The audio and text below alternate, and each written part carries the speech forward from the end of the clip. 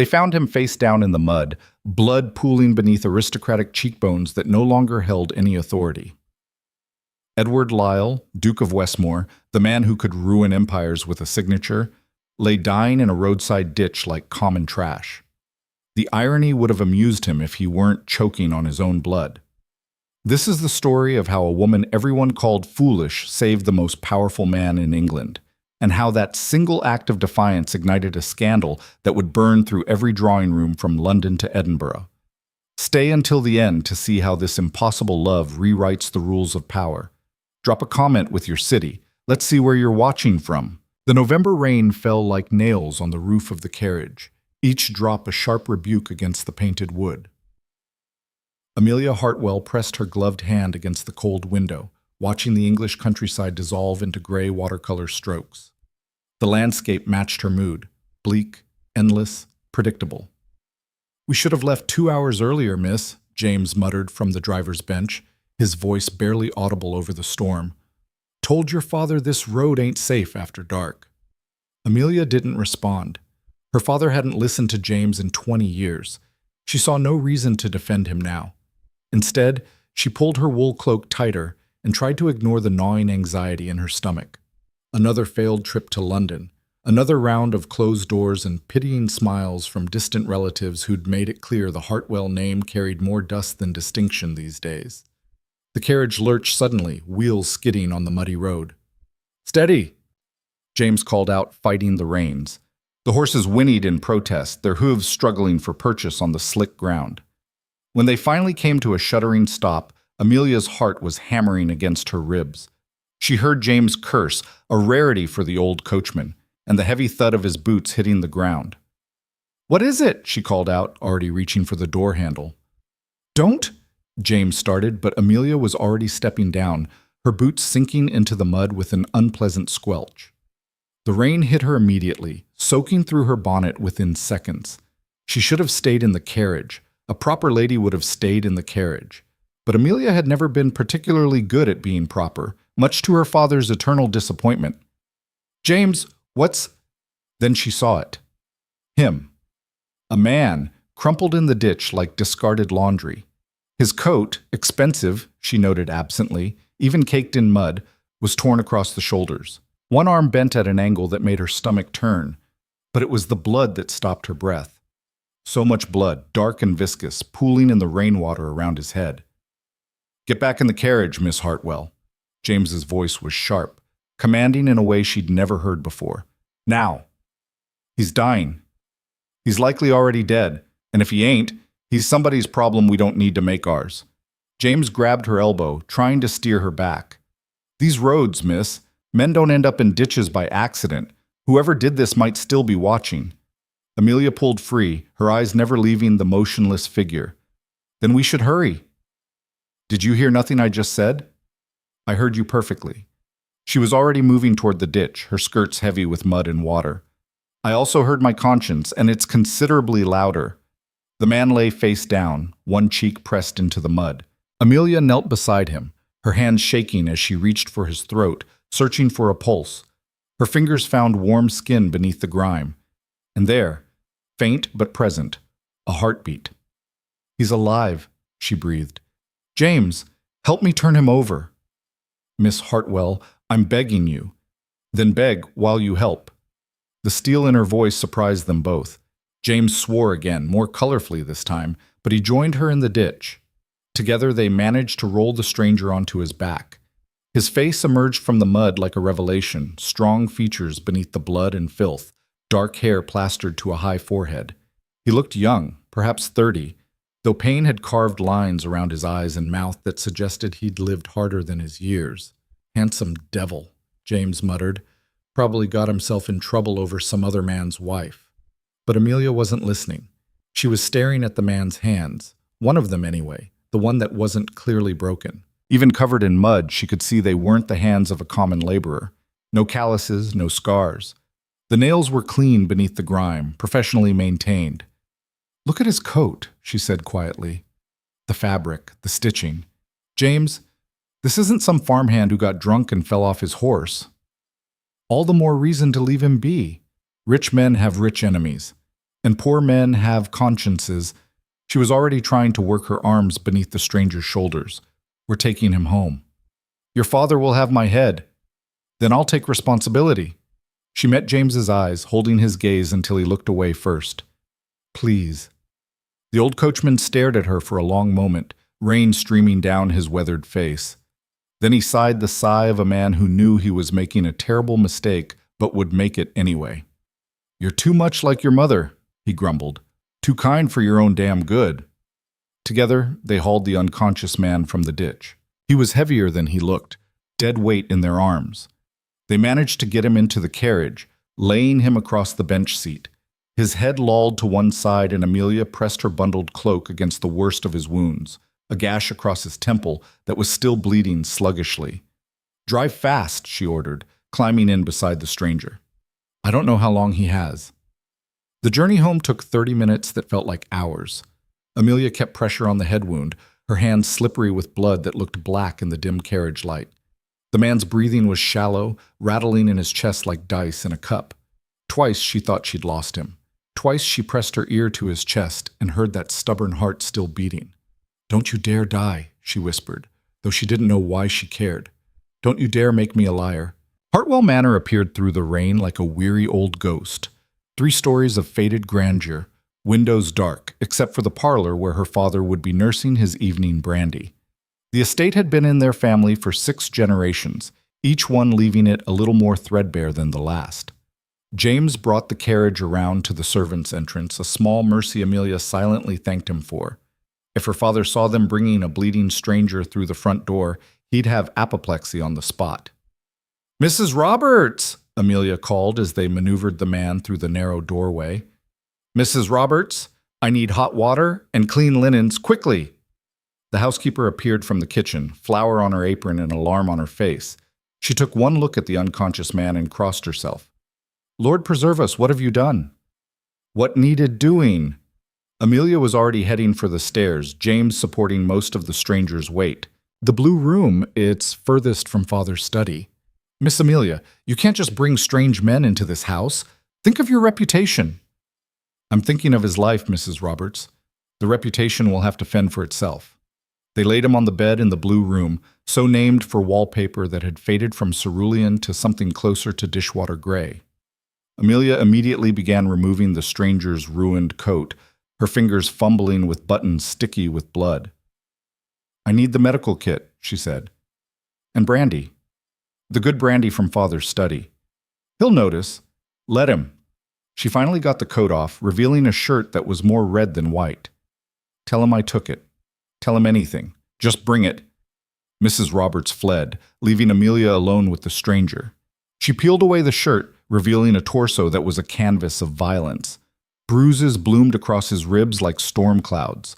Cuts and scrapes covered his arms. Someone had beaten this man with methodical precision, the kind of beating meant to send a message, or end a life. What did you do? She whispered, dabbing at the worst of the wounds with a wet cloth. Who did you cross? The man's eyes flickered behind closed lids. His lips moved, forming words too quiet to hear. Amelia leaned closer. What? I can't understand you. Trap? The word was barely a breath. All of it. Trap. Then his eyes opened. Amelia jerked back, her heart leaping into her throat. She'd expected confusion, maybe fear. Instead, the gaze that met hers was sharp despite the pain, calculating even. Gray eyes the color of winter storms studied her with an intensity that made her feel exposed. Who are you? His voice was rough, cultured beneath the rasp of injury. Where am I? My name is Amelia Hartwell. You're safe. We found you on the road. The road! Something flickered across his face. Memory, recognition, fury. He tried to sit up and immediately collapsed back with a groan that was more rage than pain. Damn them. Damn them all to hell. Please don't try to move. You're badly injured. How badly? He was already assessing himself, hands moving over his ribs with a clinical precision that suggested this wasn't his first beating. Concussion, certainly. Broken arm, possibly cracked ribs. Nothing that won't heal. His eyes snapped back to hers. Did anyone follow you? Follow us? No, I don't think... You don't think, or you don't know. The sharpness in his voice made her stiffen. There's a considerable difference, Miss Hartwell. I know we saw no one on the road. I think you should be more concerned with your injuries than with interrogating the woman who saved your life. A ghost of a smile touched his split lip. Touché. My apologies. Pain makes me ungracious. Mrs. Roberts bustled in with the medical supplies, stopping short when she saw the stranger awake. Holy Mother, thank you, Mrs. Roberts. That will be all. Miss Amelia, I really must protest. Then protest to my father in the morning. Tonight, I need privacy to tend this man's wounds. The housekeeper withdrew with obvious reluctance, casting backward glances that promised future lectures. Amelia turned back to her patient, who was watching her with that unsettling intensity. You're quite commanding for someone so young, he observed. How old are you? 20, 22? 24, and old enough to know when I'm being patronized. She uncorked the brandy bottle. This is going to hurt. Everything hurts. A little more won't make much difference. She poured the alcohol over the gash on his temple. He hissed through his teeth but didn't cry out, his hands fisting in the bedsheets. Amelia worked quickly, cleaning the worst of the wounds with steady hands that belied her racing heart. Up close, she could see details she'd missed in the carriage. The fine quality of his skin, the aristocratic line of his nose, the way his jaw clenched with controlled precision when she touched particularly tender spots. You're not a farmer, she said, more to fill the silence than anything else. Astute observation. You're not a merchant either, or a clerk.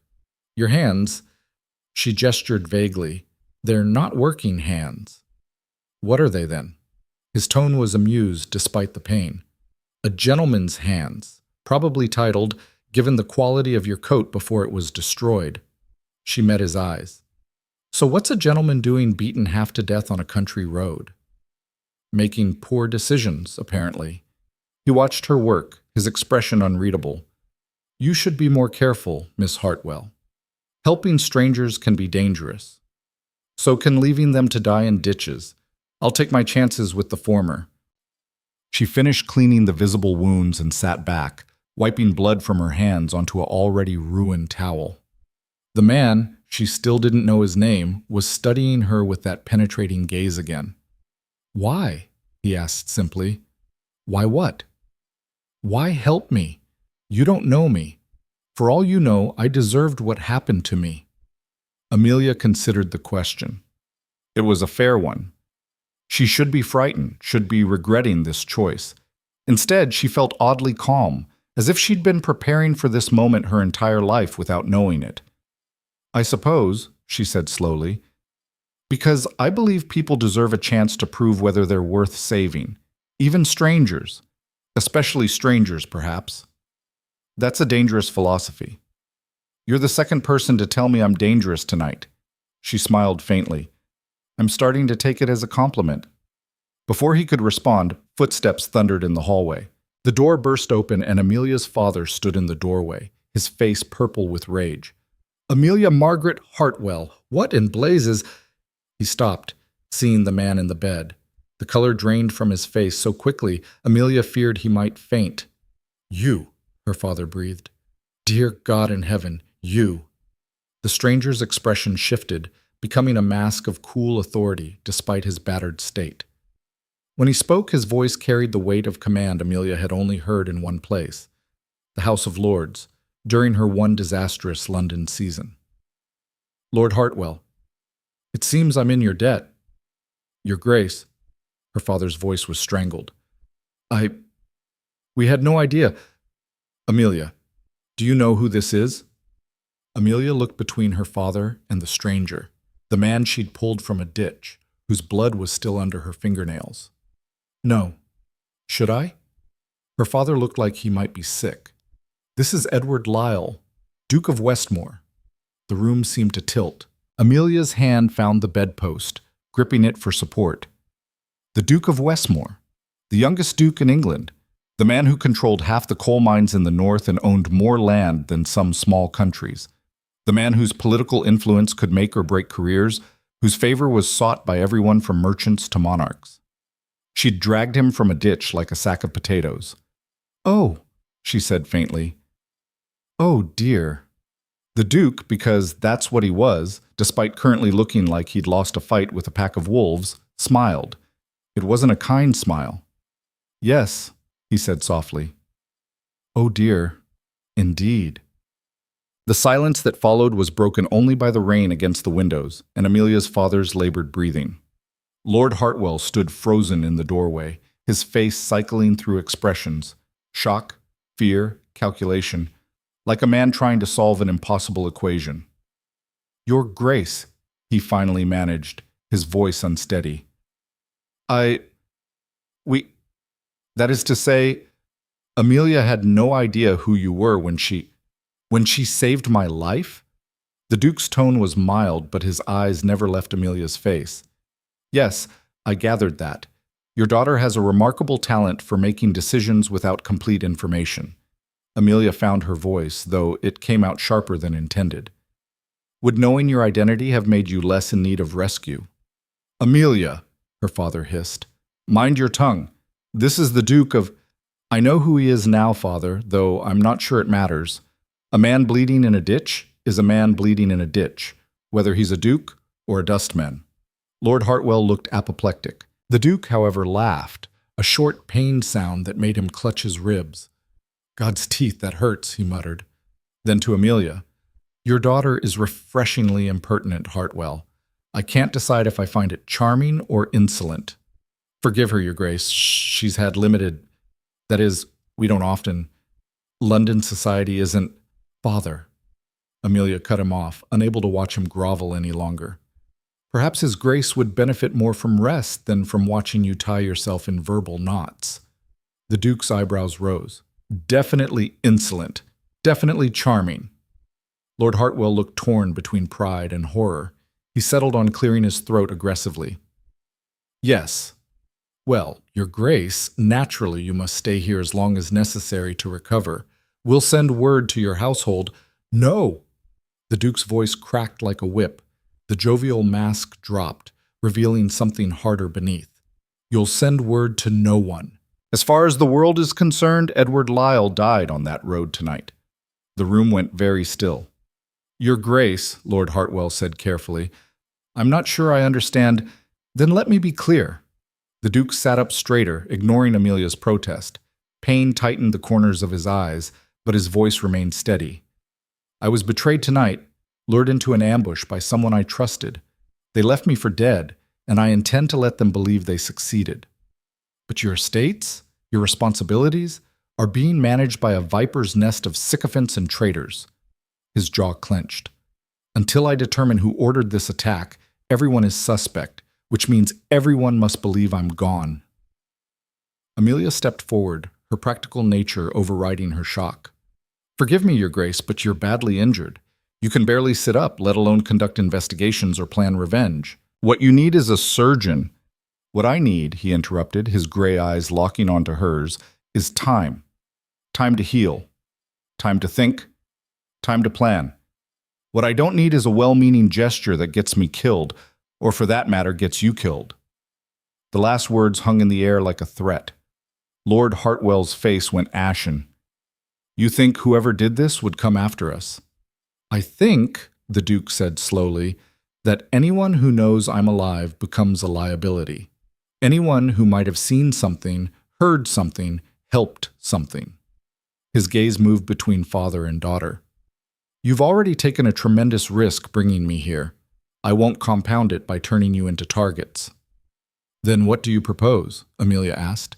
The Duke's eyes snapped back to her, and she felt the weight of that attention like a physical thing.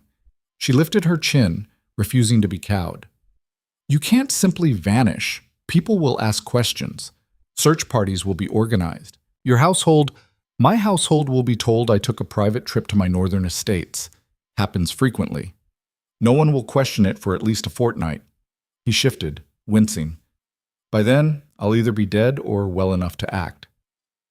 "Reassuring," Amelia muttered. "I'm not here to be reassuring, Miss Hartwell. I'm here to survive." His tone softened slightly. "Though I am genuinely grateful for your intervention, foolish as it may have been." "I'm starting to regret the foolish part," she shot back. That almost smile again. Liar. Lord Hartwell stepped between them, his hands fluttering nervously. Your Grace, we're honored to shelter you, of course, but you must understand our position. That is, the Hartwell name isn't what it once was. We have little influence, fewer connections, and therefore less reason for my enemies to suspect you. The Duke nodded. Precisely why this arrangement might work. A grand estate would be searched. A forgotten country house. He looked around the faded room. No offense intended, but who would think to look here? Lord Hartwell's pride warred visibly with his relief. Relief won. None taken, Your Grace. We're practical about our circumstances. Good. The Duke's energy seemed to flag suddenly, his face going gray beneath the bruises. Then we understand each other. I need 3 things: silence, shelter, and time. In exchange, I give you my word that when this is over, you'll be compensated for your trouble. That's not necessary, Amelia began. It's absolutely necessary. His eyes met hers, and for a moment she saw past the aristocratic mask to something rawer beneath. Fear, fury, determination. I pay my debts, Miss Hartwell. All of them, even the ones incurred unconscious in a ditch. Before she could respond, his eyes rolled back and he slumped against the pillows, unconscious once more. Your Grace! Lord Hartwell lunged forward. Amelia was already checking his pulse, her fingers finding that steady beat beneath his jaw. He's just fainted. The exertion was too much. She looked at her father. Help me get him settled properly. Then you and I need to talk. They worked in tense silence, stripping away the Duke's ruined clothing, Lord Hartwell averting his eyes from the worst of the injuries and covering him with clean blankets. Amelia tried not to think about the fact that she was undressing one of the most powerful men in England. Tried not to notice the lean muscle beneath the bruises, the scars that suggested this wasn't his first violent encounter. Who was Edward Lyle, really? Not the polished Duke who appeared in society pages, clearly. This man had been beaten by people who knew how to hurt, had enemies willing to kill, had secrets worth dying for, and she'd brought him into her home. Come, her father said quietly, once the Duke was settled. The study. Now. They left Mrs. Roberts stationed outside the door with strict instructions to call if anything changed. Lord Hartwell's study was a cramped room dominated by a desk buried under unpaid bills and legal documents. He poured himself 3 fingers of whiskey before speaking. Do you have any idea what you've done? His voice was quiet, which somehow made it worse than if he'd shouted. Saved a man's life? Complicated ours beyond measure. He drank deeply. The Duke of Westmore, Amelia. In our house. Claiming he was betrayed, asking us to hide him, to lie for him. He laughed, a bitter sound. And we'll do it, because what choice do we have? If we refuse, we make an enemy of a duke, assuming he survives. If his enemies discover he's here, we're accessories to whatever political game got him nearly killed. Either way, we're ruined. Amelia sank into a chair, exhaustion finally catching up with her. What would you have had me do? Leave him there? Yes! Her father slammed his glass down. God help me, yes. We are drowning, Amelia. The estate is mortgaged to the hilt. We owe money to half of London. Your dowry is non-existent, which is why no one would have you during your season. We are one bad harvest from debtor's prison, and you've just invited a lightning rod for violence into our home. The words stung because they were true. Amelia had known their financial situation was dire, had known it when her London season ended in humiliation, when suitors who'd initially shown interest suddenly remembered pressing engagements elsewhere. The Hartwell name might be old, but it was also broke, and men wanted wives who brought wealth, not debts. I know all of that, she said quietly. I also know that I couldn't leave a man to die because it was inconvenient. I won't apologize for that, Father. Not to you, not to anyone. Lord Hartwell stared at her for a long moment. Then his shoulders sagged. You're so much like your mother. She never could ignore suffering either. It's what killed her, insisting on nursing those tenant families through the fever, refusing to stay safe. His voice cracked. I couldn't bear to lose you too, Amelia. Not over a stranger, no matter how titled. Amelia rose and went to him, placing a hand on his arm. You won't lose me. We'll be careful. No one knows he's here except us and Mrs. Roberts and James, and they're loyal. We'll keep him hidden until he's well enough to leave. Then our lives can return to normal." "Normal," her father laughed without humor. "I'm not sure I remember what that is." They stood together in silence, listening to the rain and the old house settling around them. Somewhere above, a duke lay unconscious, his blood on their linens, his enemies in the dark. Amelia wondered if he was dreaming, wondered what kind of man invited violence on this scale, wondered why she wasn't more frightened than she was. "Get some rest," her father said finally. "I'll sit with him tonight." "Father, you've done enough, Amelia, more than enough. Let me—" He trailed off, but she understood. "Let me protect you, even if it's too late. Let me feel useful in my own home." She nodded and left him there, climbing the stairs to her own room. But she didn't sleep. Instead, she stood at her window, watching the storm rage over the dark countryside, and thought about gray eyes and dangerous smiles, and the way fate could turn on a single moment of choice. She'd saved Edward Lyle's life tonight. She just hoped it wouldn't cost her her own. Dawn came gray and grudging, as if the sun itself was reluctant to witness what the night had wrought. Amelia woke after perhaps 2 hours of restless half-sleep, her mind churning with worry. She dressed quickly in a simple day dress, not bothering with the elaborate hairstyles expected of even minor gentry.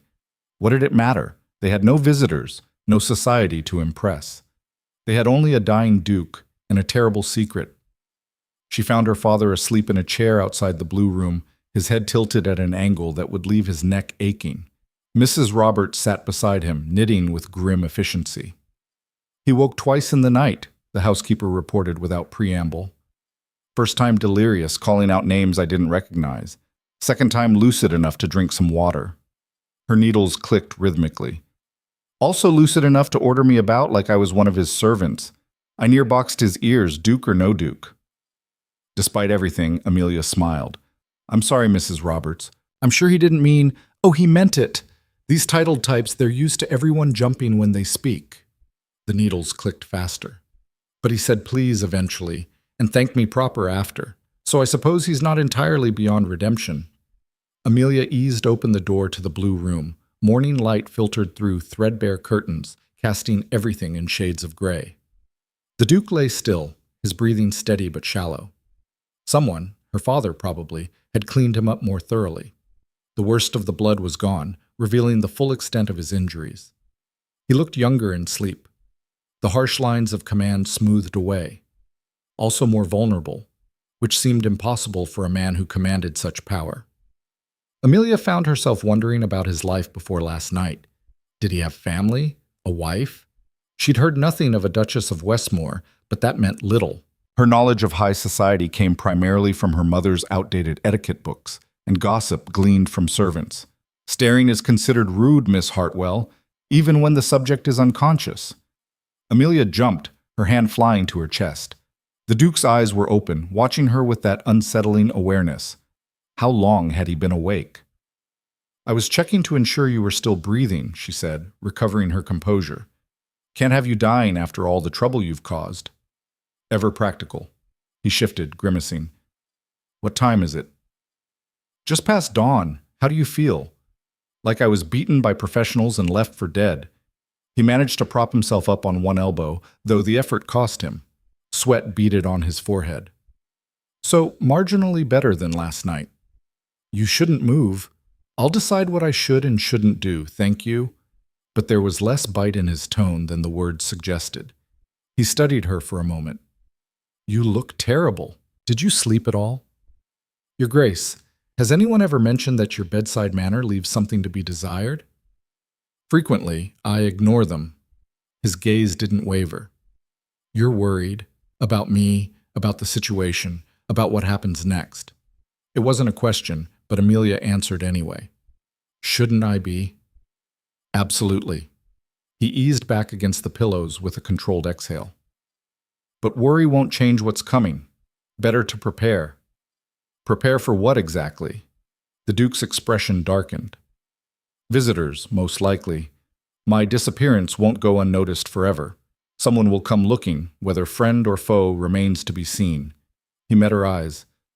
When they do, your ignorance must be absolute and believable. You found an injured man on the road. You brought him here out of Christian charity. You have no idea who he is or what happened to him. That's your story, and you don't deviate from it under any circumstances. You want me to lie. I want you to survive. His voice hardened. The people who did this to me don't leave loose ends, Miss Hartwell. If they suspect you know anything, that you can identify me, that you've spoken to me about what happened, you become a problem to be solved. Do you understand? Amelia's mouth went dry. She'd known this was dangerous in an abstract way, but hearing him state it so plainly made it real, made her realize she'd pulled herself and her father into a web that could strangle them both. I understand, she said quietly. Good. Some of the hardness left his face. I don't mean to frighten you. Then you should work on your delivery, because you're doing a remarkable job of it. That surprised a laugh out of him, quickly cut short by pain. God's blood, don't make me laugh. It feels like my ribs are held together with wishes and spite. Probably not far from the truth. Amelia moved closer, professional concern overriding her nervousness. Let me check your bandages. If the wounds have opened overnight, you're not a nurse. No, I'm the daughter of a country gentleman who learned to tend injuries because we couldn't afford a physician for every farm accident. She began unwrapping the bandage around his ribs, trying to ignore the intimacy of the action. I may not have formal training, but I know how to keep someone from dying of infection, which is more than you seem capable of doing for yourself. The Duke fell silent, watching her work. His skin was warm beneath her fingers, the muscles taut even in rest. The bruising had darkened overnight, spreading across his torso in ugly patterns. But the cuts were clean, already beginning to scab over. You have gentle hands, he said quietly. Amelia's fingers stuttered. Your Grace, Edward, his gray eyes met hers. If you're going to tend my wounds and hide me from killers, we might dispense with excessive formality, at least in private. That would be highly inappropriate. More inappropriate than having me half naked in your guest room? He had a point. Fine. Edward, then. Though I reserve the right to call you your Grace when you're being particularly insufferable. Fair terms, he hissed as she pressed against a particularly tender spot. You never answered my question from last night. Which question? How old are you?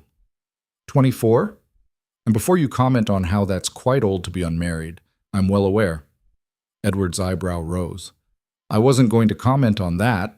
I was going to observe that 24 is quite young to have such a low opinion of men that you expect them to insult you at every turn.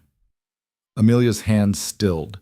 She met his gaze, searching for mockery and finding only genuine curiosity. Experience has taught me to expect disappointment.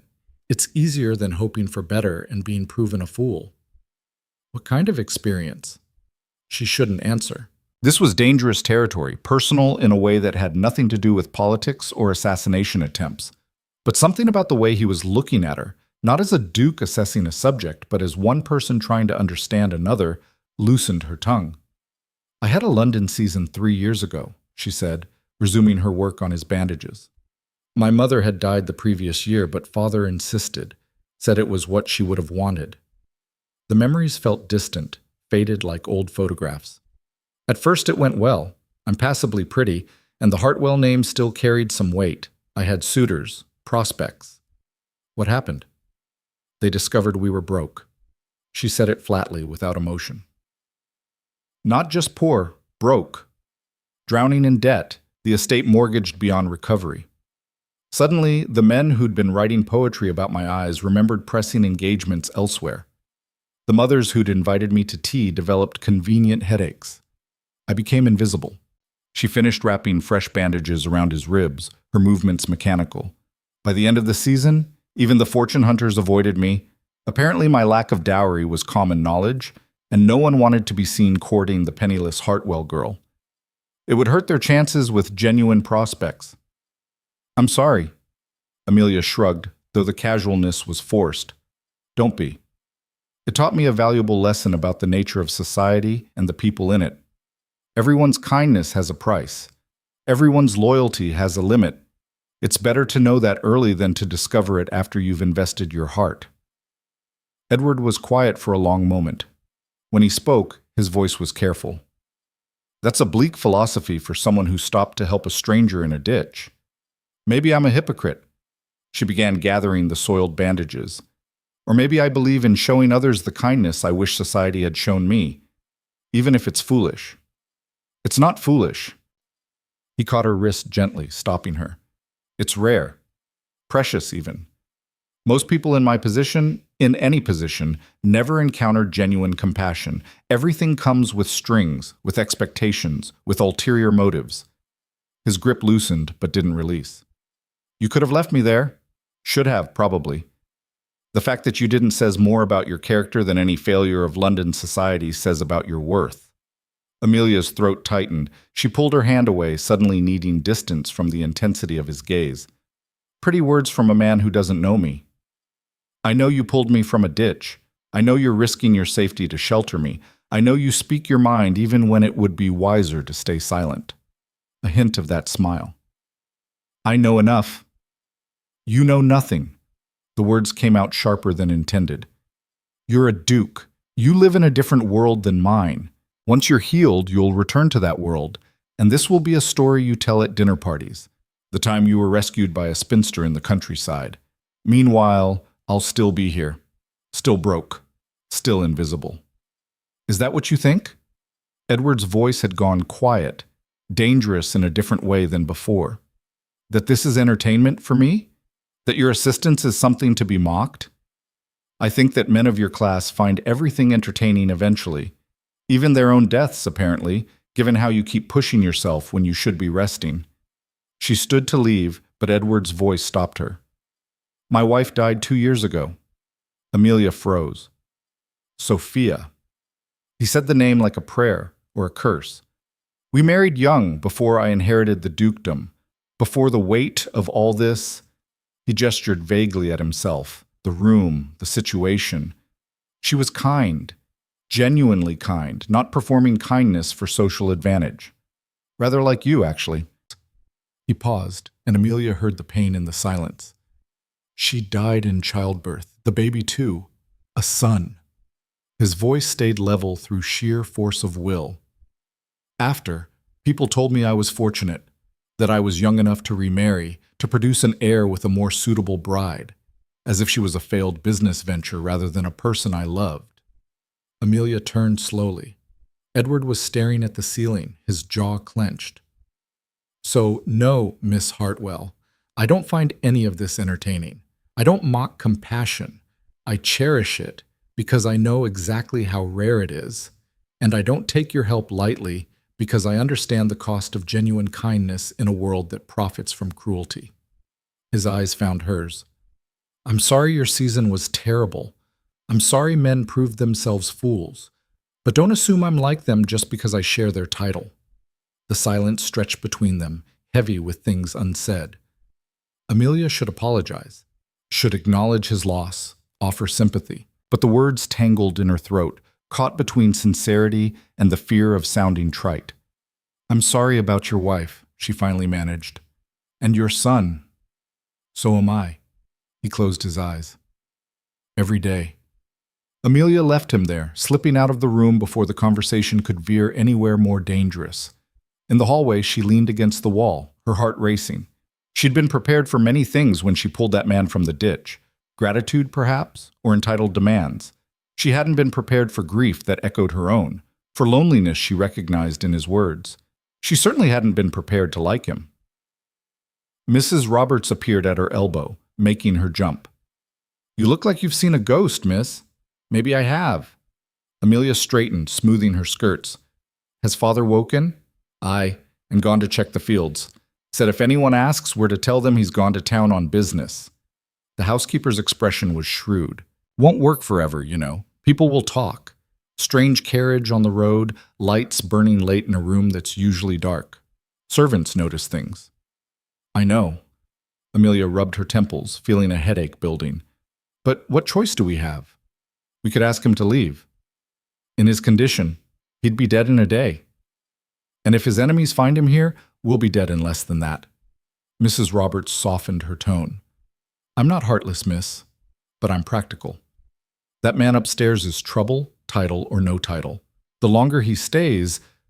A sharp knock at the front door interrupted her. Both women froze. "We don't get visitors," Mrs. Roberts whispered. "I know."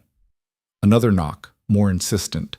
Amelia straightened her spine, forcing her face into a calm mask. "Stay with him. Make sure he stays quiet." She descended the stairs with forced casualness, aware of every creaking board, every nervous flutter in her chest. Through the frosted glass of the door, she could make out a silhouette. Broad-shouldered, male. Amelia opened the door. The man on her doorstep was military in bearing if not in dress. Tall, with iron gray hair and a face that looked like it had been carved from stone. His clothes were fine, but travel-worn, his boots muddy from the road. "Miss Hartwell?" His voice matched his appearance, hard, businesslike. "Yes?" "Colonel Marcus Thorne, at your service." He didn't bow, didn't smile. "I'm looking for someone. A man, injured, possibly seen in this area last night. I have reason to believe he may have come this way." Amelia's mind raced. This was it, the test Edward had warned her about. Every instinct screamed at her to look away, to fidget, to show the guilt she felt. Instead, she met the colonel's gaze directly, letting confusion color her expression. "An injured man? I'm afraid I don't understand." "There was an incident on the road approximately 3 miles from here. A man was attacked, left for dead. He's missing. I'm trying to locate him before..." The colonel paused. "Before his injuries prove fatal." "How terrible." Amelia kept her voice steady. "But I'm afraid we saw no one last night. Just the storm. May I ask, who is this man? Perhaps we could help search for him." The colonel's eyes narrowed slightly, studying her face. Amelia forced herself not to react, to maintain the polite concern of a sheltered country girl hearing about misfortune. "His identity is confidential," Thorne said finally. "But I assure you, finding him is a matter of national importance." National importance. The words hung in the air like a threat.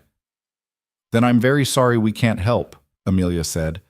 "Though if we do see or hear anything unusual, who should we contact?" "You won't see anything." The colonel's tone was flat, final. "If he's alive, he'll have gone to ground somewhere. If he's dead..." He shrugged. "Well, then the matter resolves itself."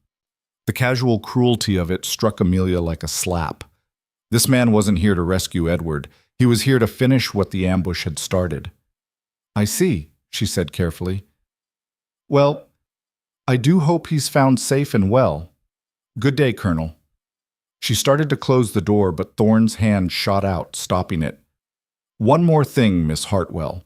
If by chance you do encounter this man, or anyone claiming to be in distress on the road, don't help them. Don't bring them into your home. Don't involve yourself." His smile didn't reach his eyes. "For your own safety, of course." "Of course." Amelia's fingers tightened on the door handle. "Thank you for the warning." She closed the door firmly, waiting until she heard his footsteps recede down the path before she allowed herself to breathe. Her hands were shaking. She pressed them against her skirts, willing them to stillness. "He knows." Edward's voice made her whirl. He stood at the top of the stairs, one hand braced against the wall for support. He was pale, swaying slightly, but his eyes were sharp. "Get back to bed before you fall and break your neck," Amelia hissed, rushing up the stairs. "He knows," Edward repeated, letting her support him back to the blue room. "Maybe not for certain, but he suspects. Thorne's too good at his job to miss signs." "Who is he?" "Former military intelligence. Now works for, let's call them interested parties." Edward collapsed onto the bed, his breathing labored. "The fact that they sent him means they're serious about finding me. Also means they're not sure if I'm alive." "He said finding you was a matter of national importance." Edward's laugh was bitter. "I'm sure he did. Makes it sound official, justified. Truth is, I'm just inconvenient. Dead dukes can't testify to Parliament about corruption in the War Office." Amelia sank into the chair beside the bed. "You're not making this sound any better. Would you prefer I lie?" At this point, maybe. They sat in silence, the weight of everything pressing down. Outside, rain had started again, pattering against the windows. Amelia thought about Colonel Thorne's cold eyes, his casual threat disguised as concern. She thought about her father in the fields, oblivious to the danger now circling their home. "We should send you away," she said.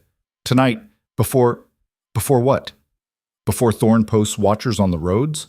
Before he searches every house in a 10-mile radius?" Edward shook his head. "Moving now would be suicide. We stay, we wait. We let them think their search came up empty. And if they don't think that, if they come back with a warrant, with soldiers, then you throw me to the wolves and save yourself." He said it calmly, as if discussing the weather. "You tell them I threatened you, forced you to hide me. You play the frightened girl, and they'll believe you. Men like Thorne always believe women are helpless. I'm not throwing you to anyone." The words surprised her, but she didn't take them back. "We protect you until you're well enough to protect yourself." That was the deal. "There was no deal, Amelia. You saved me out of kindness, not obligation. Then I'm kind enough to be stubborn." She met his gaze. "You're not dying in my house, Edward.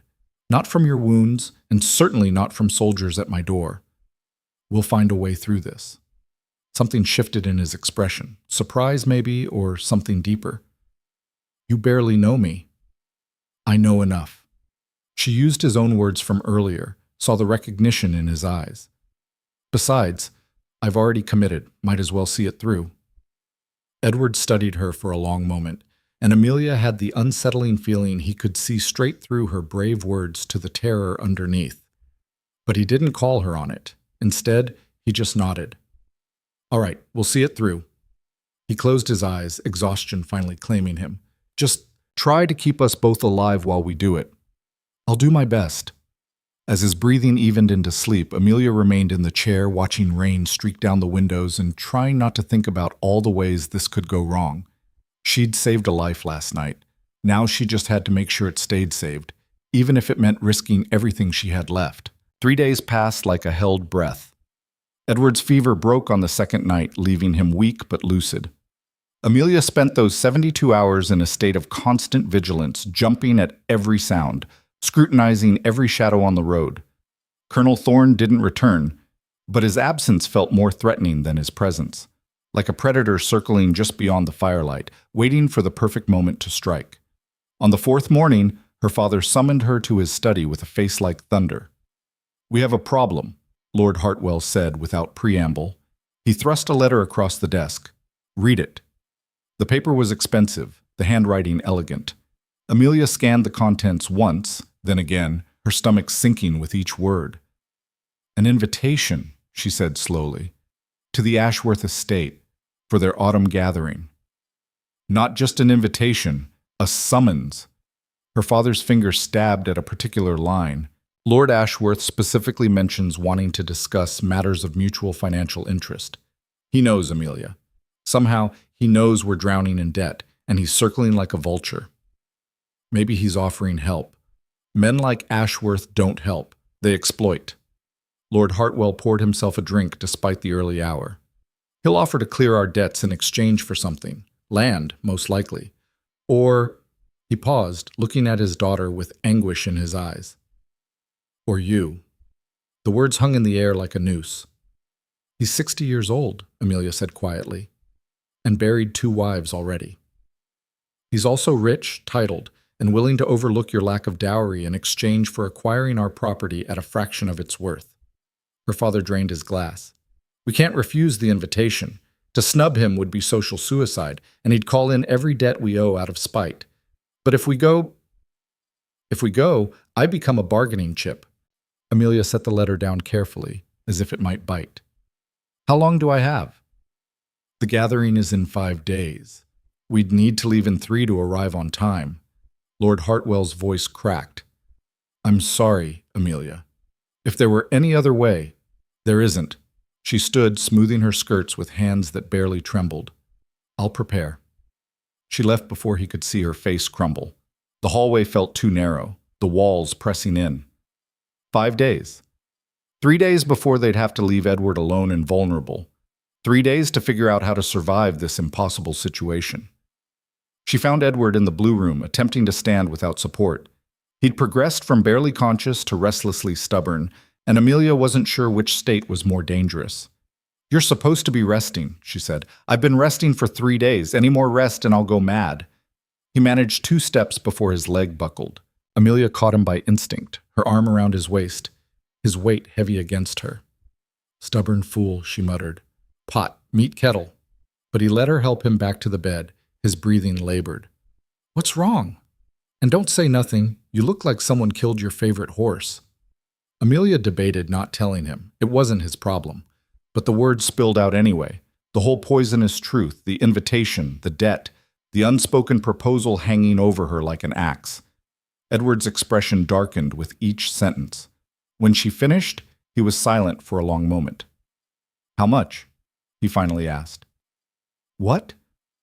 "How much does your father owe? Total." "I don't see how that's relevant." "Amelia, how much?" She named the figure, watched his eyebrows rise slightly. "That's significant," he admitted, "but not insurmountable. I could—" "No." The word came out sharp. "Absolutely not. You haven't heard my offer. I don't need to." "You're not buying me like a horse at auction, Edward. I won't trade one form of obligation for another." His jaw clenched. "That's not what I'm suggesting. You saved my life. Let me repay that debt by what? Making me your charity case, your pet project?" Amelia's voice rose despite herself. "I may be poor, but I still have pride. I won't be owned by any man, no matter how well-intentioned his offer." "Then what will you do?" Edward's eyes flashed with frustration. "Marry a man old enough to be your grandfather? Smile while he pawns your father's land and likely works you to death like his previous wives? That's pride? That's survival." The word echoed in the small room. Amelia took a breath, forcing calm. "You don't understand.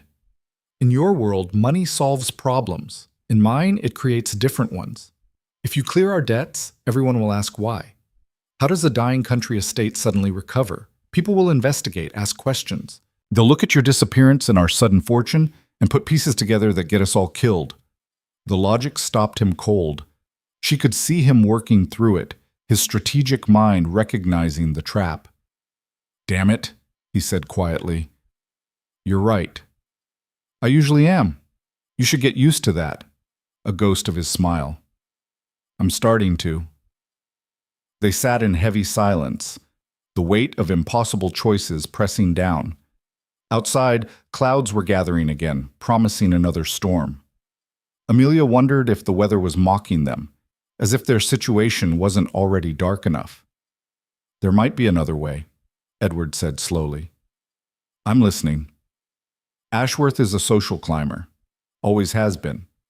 He wants respectability more than he wants land or wives. If someone with genuine influence were to offer him what he really craves, access to higher circles, introduction to the right people, he might forget about forcing this match." "And who exactly would offer him that? We have no influence, no connections?" Amelia stopped, understanding dawning. "No, absolutely not. You can't reveal yourself. Thorn is still out there, and whoever tried to kill you might be getting desperate enough to make mistakes." Edward's eyes gleamed with something dangerous. 3 days is long enough. My ribs are mostly healed, the concussion's passed. I can move, I can think, I can act. You can barely stand without falling over. Then I'll lean on things, very aristocratically. His tone turned serious. "Listen to me. I've been lying here for days, piecing together what happened that night. The ambush was too precise, too well planned. They knew my route, my timing, even which guards I'd have with me. That kind of information doesn't leak by accident. Someone close to you betrayed you," Amelia said. "Someone in my own household, which means staying dead might have been the smarter play, except—" He met her eyes. "Except you're about to sacrifice yourself to save your father, and I can prevent that. So I'm making a choice. My safety versus your freedom. That's not your choice to make.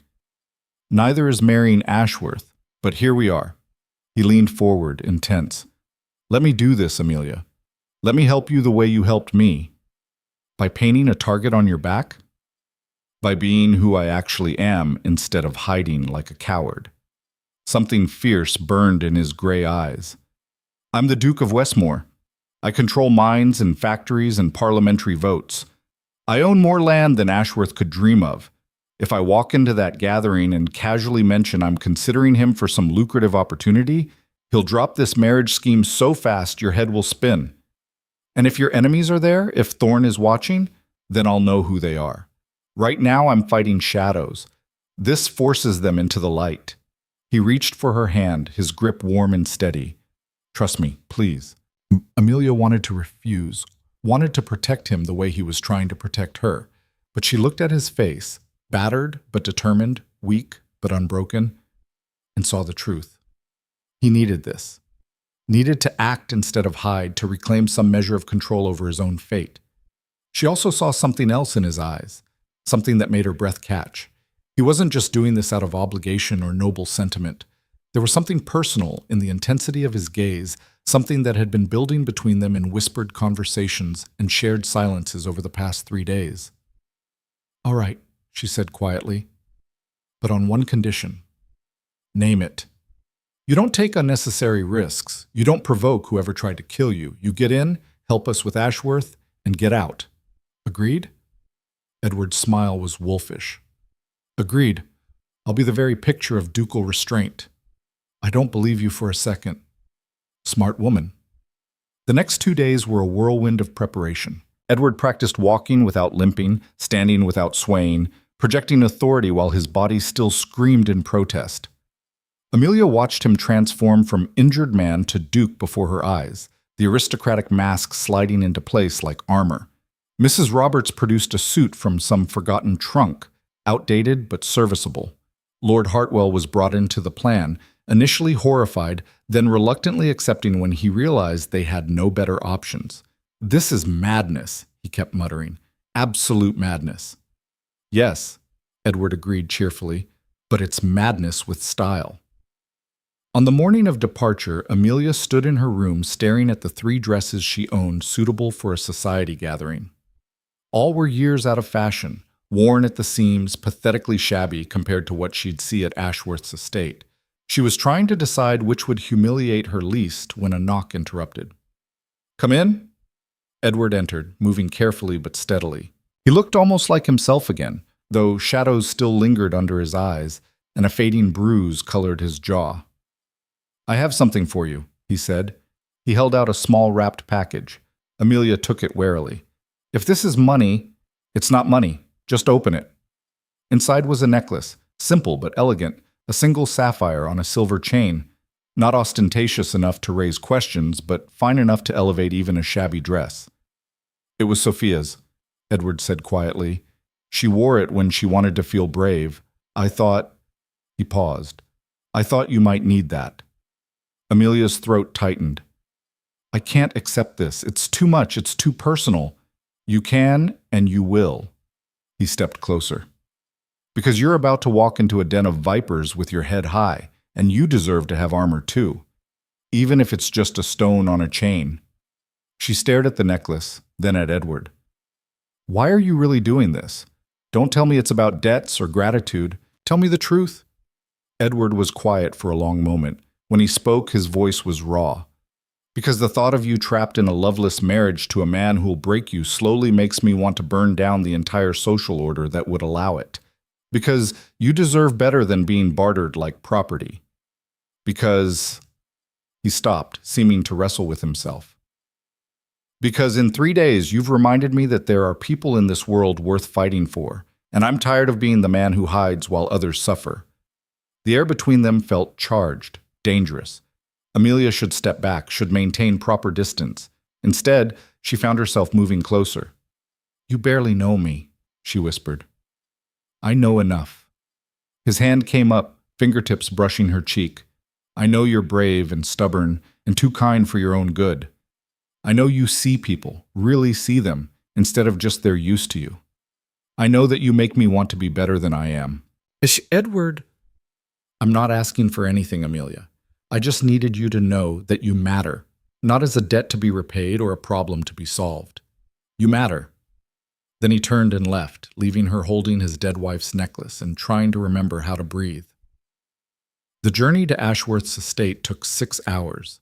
Edward traveled in their carriage, his presence transforming the shabby vehicle by sheer force of personality.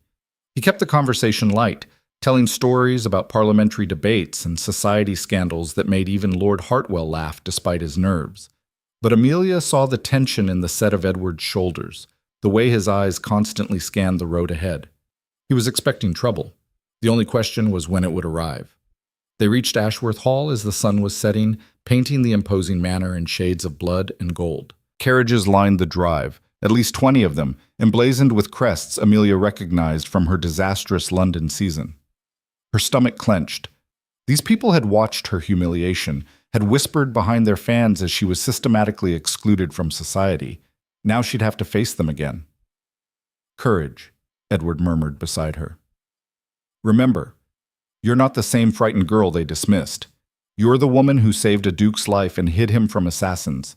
They should be afraid of you." Despite everything, she smiled. They alighted from the carriage. Immediately, a ripple went through the assembled guests. Amelia saw heads turn, heard the whispers start. Then someone recognized Edward, and the whispers became gasps. "Westmore? Is that Edward Lyle? Impossible! He's been— Good Lord, it really is him!" Lord Ashworth himself came bustling down the steps, his florid face a study in shock. "Your Grace! We'd heard you were— that is, rumors suggested. You're alive!" "Rumors of my death were greatly exaggerated," Edward said smoothly. "Though I appreciate the concern. I took a private trip to survey my northern holdings. Clearly, I should have sent word. But the search parties, the investigation— a misunderstanding, I assure you. I'm touched by the worry, but as you can see, perfectly well." His smile was charming, revealing nothing. "I hope my unexpected appearance doesn't disrupt your gathering." "Not at all, not at all." Ashworth was practically vibrating with excitement. Having the Duke of Westmore at his party would be the social coup of the season. "Please, come in. We're honored by your presence." Edward gestured to Amelia and her father. "I believe you know the Hartwells? I've been staying with them during my travels. Lovely estate, excellent hospitality." Ashworth's expression flickered.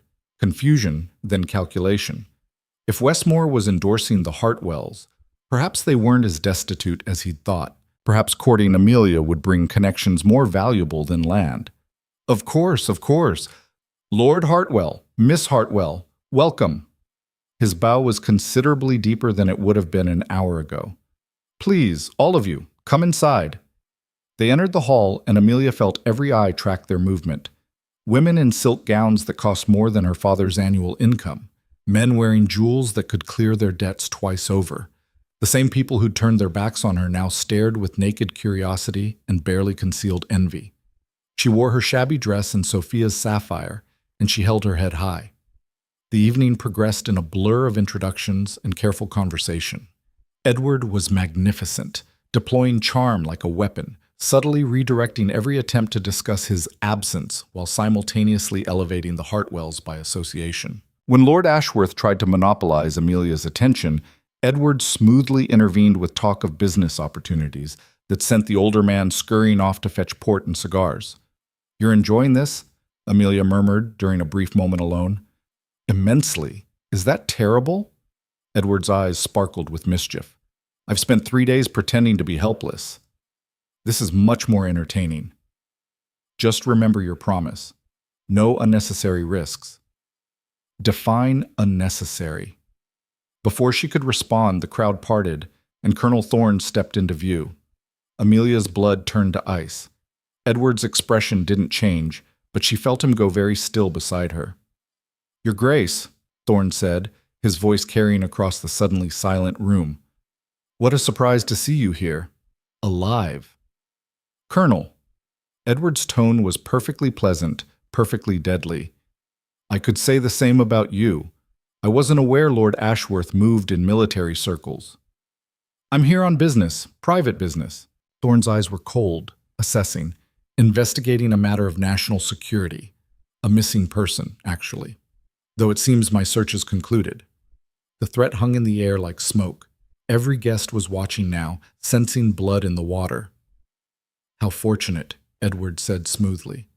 "I do hope you found who you were looking for." "Oh, I did." Thorne stepped closer. though I'm curious about the timing. You disappear under violent circumstances, search parties are deployed, the entire country is in an uproar, and then you simply reappear claiming it was all a misunderstanding. Forgive me, Your Grace, but that seems unlikely. Are you calling me a liar, Colonel? The room held its breath. Edward's voice had gone very quiet, very dangerous. This was the Duke now, not the injured man she'd nursed. This was a man who could ruin careers with a word, who commanded power that made colonels nervous. Thorne recognized it too. Amelia saw the calculation in his eyes. How far could he push without destroying himself? Not at all, Your Grace, he said finally, merely expressing concern. There are those who would exploit any confusion about your whereabouts, use it for their own purposes. Then I'm grateful for your vigilance. Edward's smile was sharp as a knife. Though I assure you I'm quite capable of determining who has my best interests at heart, and who doesn't. The meaning was clear. Thorne's jaw tightened, but he bowed slightly and withdrew. The crowd exhaled collectively, already beginning to whisper about what they'd just witnessed. Edward turned to Amelia, still smiling that dangerous smile. Dance with me. What? I haven't danced in years. Dance with me. It wasn't a request. He led her onto the floor as a waltz began, one hand at her waist, the other clasping hers. We need to talk, and this is the only private conversation we'll have tonight. They moved together, his steps sure despite his injuries. Amelia struggled to remember the patterns, but Edward guided her effortlessly. Thorne knows, she whispered. Thorne suspects. There's a difference. Edward's voice was low, meant only for her. He can't prove anything without admitting he was part of the conspiracy to kill me, which means he's trapped in the same lie I am. For now. But Edward, he's dangerous. So am I. His gray eyes met hers. I told you I was done hiding. That includes from men like him. This isn't a game. He could kill you. He could try. Edward spun her smoothly, his hand firm on her back. But he won't. Not here, not now, not while I have witnesses. Thorne's smart enough to know that. And when there are no witnesses, then I'll be ready. They danced in silence for a moment, the music swelling around them. Amelia was acutely aware of his hand at her waist, the warmth of his palm against hers, the way he looked at her like she was the only person in the room. You're wearing it, he said quietly. Her hand went to the sapphire at her throat. It seemed appropriate, needing courage and all. You don't need jewelry for that. You're the bravest person I've ever met. I'm terrified right now. So am I. His admission surprised her. But I'm also alive and free, and dancing with a woman who makes me remember why those things matter. So I'll take terrified over dead any day. The song ended. Edward bowed, she curtsied, and they parted. But Amelia could still feel the ghost of his hand at her waist, still hear his words echoing in her mind. The rest of the evening passed in a haze. Lord Ashworth, thoroughly cowed by Edward's presence and clearly rethinking his schemes, was obsequiously polite to the Hartwells. Other guests who'd snubbed them 3 years ago now sought introductions, angling for connection to the mysterious Duke who'd risen from the dead.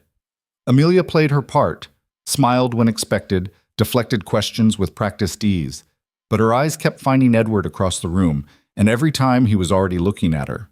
Finally, as midnight approached, they were preparing to leave when a servant approached Lord Hartwell with a message. Her father's face went pale as he read it. What is it? Amelia asked. Our estate. There's been a fire. His hands shook. The stables are destroyed. The house itself is threatened. Edward was beside them instantly. When did this happen? Within the last few hours, according to this. We need to leave immediately. No. Edward's voice was hard. You need to think. A fire. Tonight, while you're conveniently away from home? That's not coincidence. Lord Hartwell stared at him. You think someone said it deliberately? I think someone wants you rushing home in the dark, on empty roads, without witnesses. Edward's jaw clenched. Thorne couldn't move against me here. But an unfortunate accident on the road? A family killed in a fire they tried desperately to reach in time? That's different. Amelia felt cold certainty settle in her stomach. It's a trap. It's absolutely a trap. Edward turned to Lord Hartwell. Send James and a few trusted servants ahead. If the fire is real, they'll handle it. If it's a trap, better they discover it than you. We stay here tonight, leave at dawn with other guests. Safety in numbers. But the estate can be rebuilt. Your life can't. Edward's tone softened slightly. Trust me, Lord Hartwell, I know how these people think. Her father looked between Edward and Amelia, then nodded slowly. All right, we stay. They made their excuses to Lord Ashworth, claiming exhaustion from travel. He provided rooms, finer than anything at Hartwell Manor, with proper fires and soft beds. Amelia should have been grateful. Instead, she stood at her window, watching the dark road and wondering what was waiting out there. A soft knock made her turn. Edward stood in her doorway, propriety be damned. You should be resting, she said. So should you. He stepped inside, closing the door most of the way.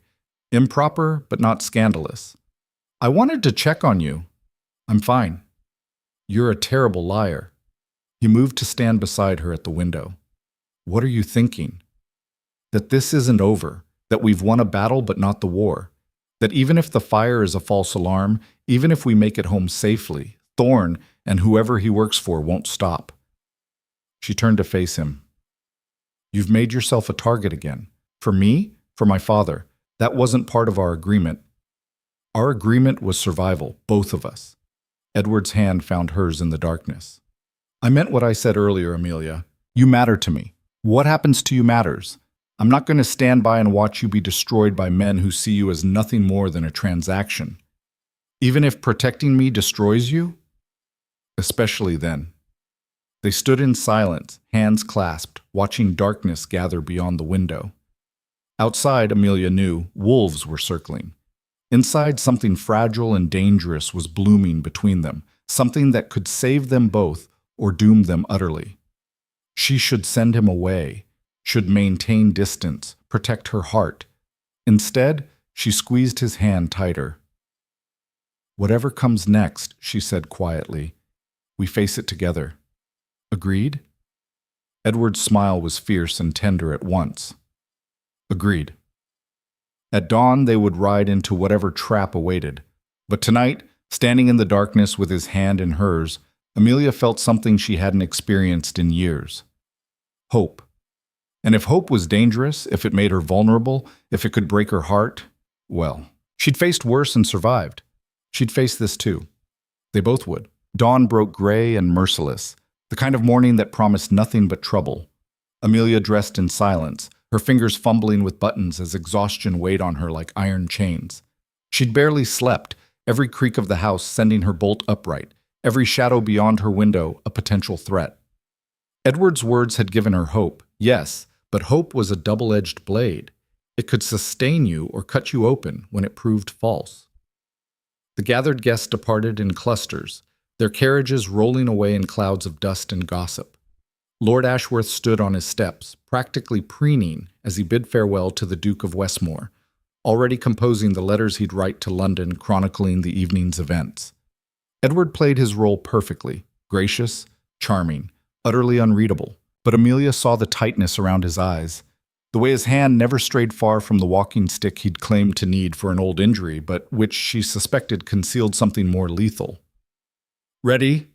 Edward asked as they settled into the Hartwell carriage. No, Amelia said honestly, but I doubt that matters. Lord Hartwell sat rigid across from them, his face carved from worry. James should have sent word by now. If the fire was real, if the damage is as bad as they said, then we'll deal with it, Edward cut in. One crisis at a time, Lord Hartwell. First, we get home alive. Everything else is secondary. The journey stretched before them like a gauntlet. 3 hours of exposed road, vulnerable countryside, endless opportunities for ambush. Edward had insisted they travel with Lord Ashworth's departing guests for the first hour, safety in numbers. But eventually, the roads would diverge, and they'd be alone. They rode in tense silence, watching the landscape roll past. Fields still wet from recent rain, forests pressing close to the rutted road, abandoned farmhouses with empty windows that could hide anything. Amelia's hands twisted in her lap, crushing the fabric of her dress. Stop that, Edward said quietly. You'll give away how frightened you are. I don't care who knows I'm frightened. Fear is rational when people are trying to kill you. Fair point. He shifted, wincing slightly. His ribs still bothered him, though he'd never admit it. But fear that shows makes you a target. Fear that hides gives you power. Is that what they teach dukes? How to pretend you're not terrified while the world burns around you? Among other things, his gray eyes found hers. Also how to identify exits, assess threats, and determine which servants are likely spies. It's a very comprehensive education. Despite everything, Amelia felt her lips twitch. You're trying to distract me. Is it working? Marginally. The last of Lord Ashworth's guests turned off at a crossroads, heading northeast toward London. The Hartwell carriage continued south, suddenly alone on the empty road. The silence felt oppressive, broken only by the horse's hooves and the creak of wheels. "James!" Lord Hartwell called up to the driver. "Any sign of—" The shot cracked like thunder. James jerked backward, a red stain blooming across his shoulder. The horses screamed, rearing in panic. The carriage lurched violently, throwing Amelia against Edward. He caught her with one arm while his other hand dove beneath his coat, emerging with a pistol that definitely hadn't been there yesterday. "Down!" he roared, pushing Amelia to the floor. "Both of you, stay down!" More shots followed, precise, methodical, coming from the tree line to their left. The carriage was slowing, the terrified horses fighting James's weakening control. Through the window, Amelia saw figures emerging from the forest. 4 men, maybe 5, all armed, all advancing with the casual confidence of predators who knew their prey was trapped. Edward kicked open the carriage door on the right side, away from the shooters, and hauled Amelia out bodily. "Run, into the trees, opposite side. Don't stop, don't look back." "I'm not leaving you," said. "You're not dying for me either. Go!" He shoved her toward the forest, then turned back, raising his pistol with steady hands. Amelia stumbled toward the trees, her father right behind her. Behind them, Edward's pistol fired once, twice. A man screamed. More shots answered, splintering wood, sending up gouts of dirt. "Keep going!" Lord Hartwell gasped, grabbing her arm. "He gave us a chance. Don't waste it." The third shot caught her father in the leg. He went down hard, crying out. Amelia caught him, her hands instantly slick with blood. Too much blood. The shot had hit something major, artery maybe, or bone. "Go!" her father groaned. "Leave me. Get to safety." "Absolutely not." Amelia looked around wildly. They were barely 20 yards into the forest, still visible from the road. She could hear shouting, the sounds of struggle. Edward was still fighting, buying them time with a currency measured in heartbeats. She couldn't carry her father, couldn't outrun armed men with him wounded, couldn't hide, couldn't fight, couldn't— A hand clamped over her mouth from behind. Amelia thrashed, terror flooding her system, but then a familiar voice hissed in her ear. "It's me. Don't scream." Mrs. Roberts. The housekeeper released her, moving with surprising speed to assess Lord Hartwell's wound.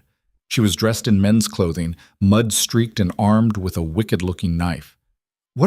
How did you— "Followed you last night. Didn't trust that fire story." Mrs. Roberts was already tearing strips from her shirt, binding Lord Hartwell's leg with practiced efficiency.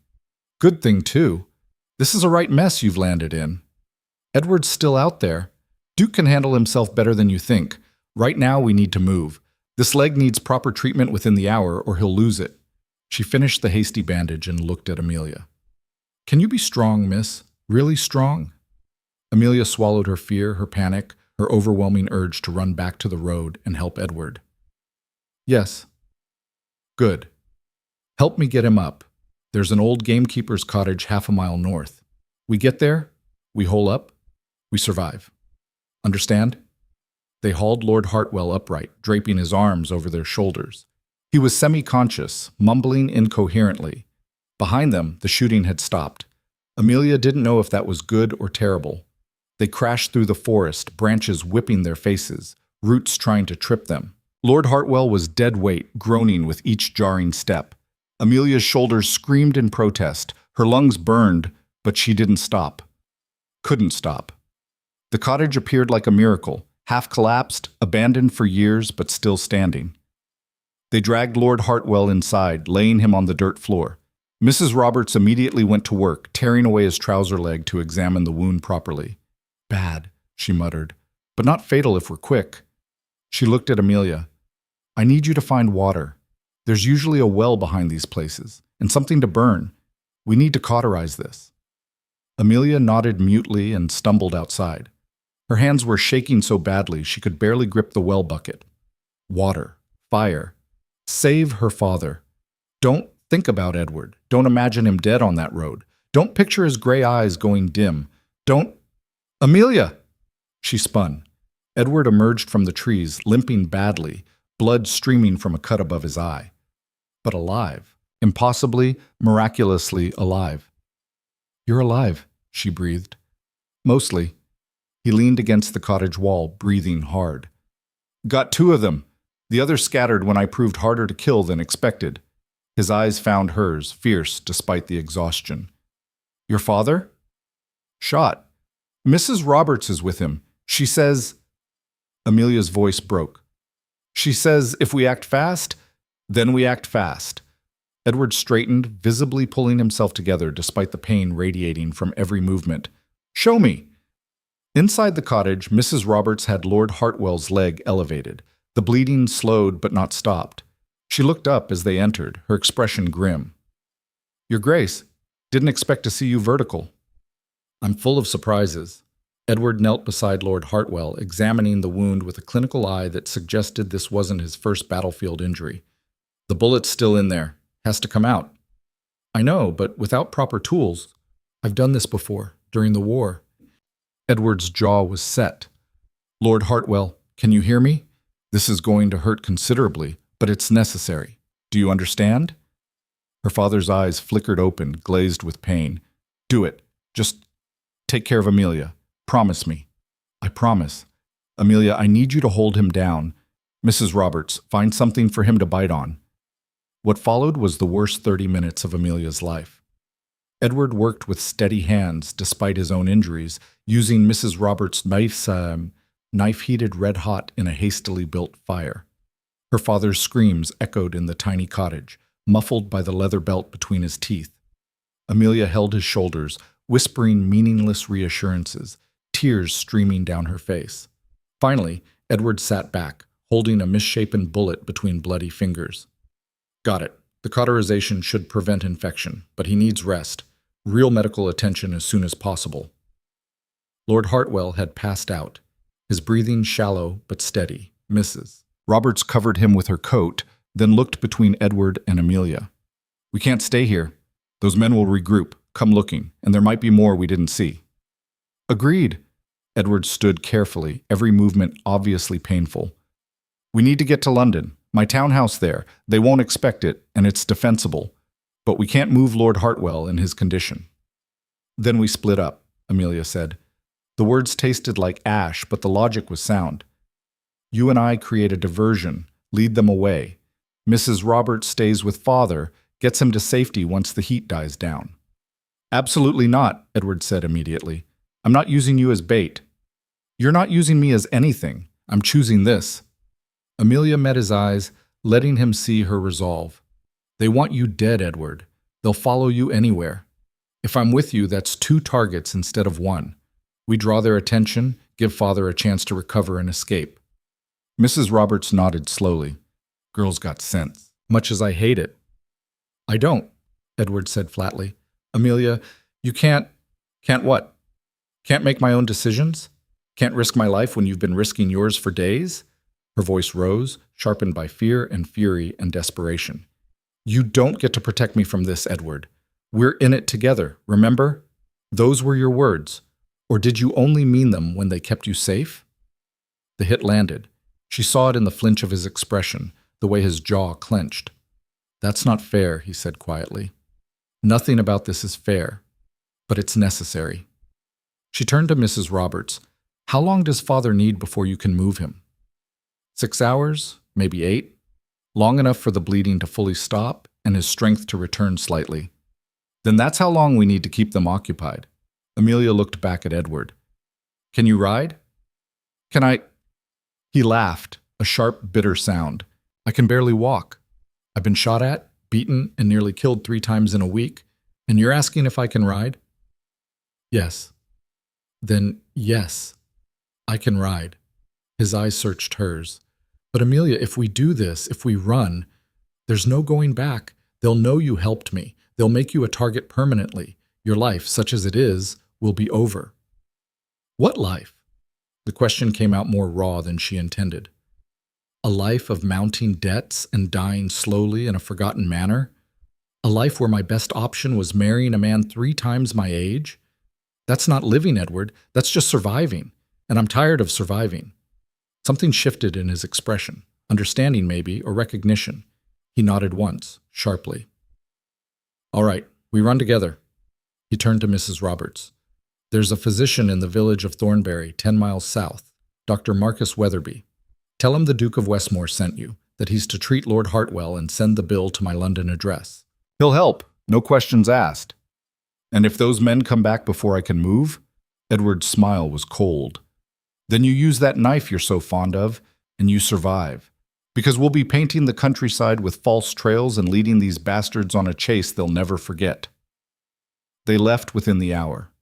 Edward found 2 horses grazing near the abandoned carriage, the attackers' mounts, left behind in the chaos. Fitting, Amelia thought, that they'd use their enemies' resources to escape. Lord Hartwell woke briefly as they prepared to leave. His hand found Amelia's, gripping with surprising strength. Be careful, he whispered. Your mother would kill me if I let anything happen to you. Mother would tell me to ride faster. Amelia kissed his forehead. I'll see you in London, I promise. They rode hard, pushing the horses to their limits. Edward led them on a winding path, north first, then west, doubling back, creating a trail that suggested panic and poor planning. He was deliberately leaving signs of their passage, broken branches and disturbed ground, practically begging to be followed. You're making this easy for them, Amelia observed. That's the idea. We want them chasing us, not searching the forest for your father. Edward grimaced as the horse jarred his injured ribs. Besides, overconfident hunters make mistakes. We'll use that. They rode until the horses were lathered and heaving, then stopped at a stream to water them. Amelia dismounted gracelessly, her legs trembling.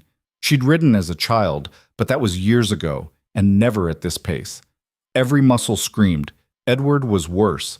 He slid from his horse and nearly collapsed, catching himself against a tree. Blood had soaked through his shirt from the head wound, and his face was gray beneath the bruises. You need rest, Amelia said. We both do, but we're not stopping until nightfall. He splashed water on his face, wincing. We're being followed. Have been for the last hour.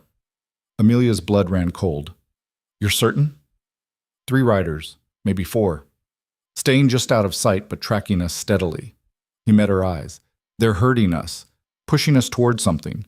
Then we change direction and run into whoever's waiting ahead. No, we keep going, but we need to be ready. He checked his pistol, counting bullets with grim efficiency. I've got 4 shots left. After that, it's blades and improvisation. Edward, we can't fight that many. We won't have to. We just need to survive until dark.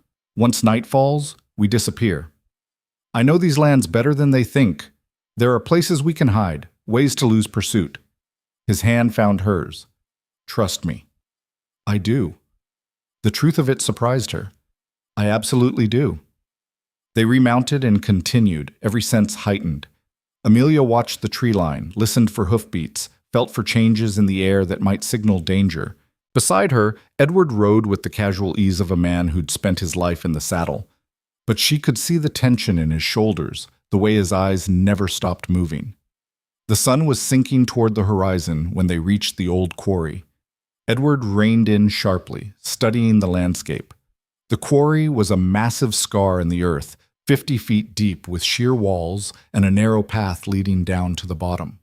Water had pooled there over the years, creating a dark mirror that reflected the dying light.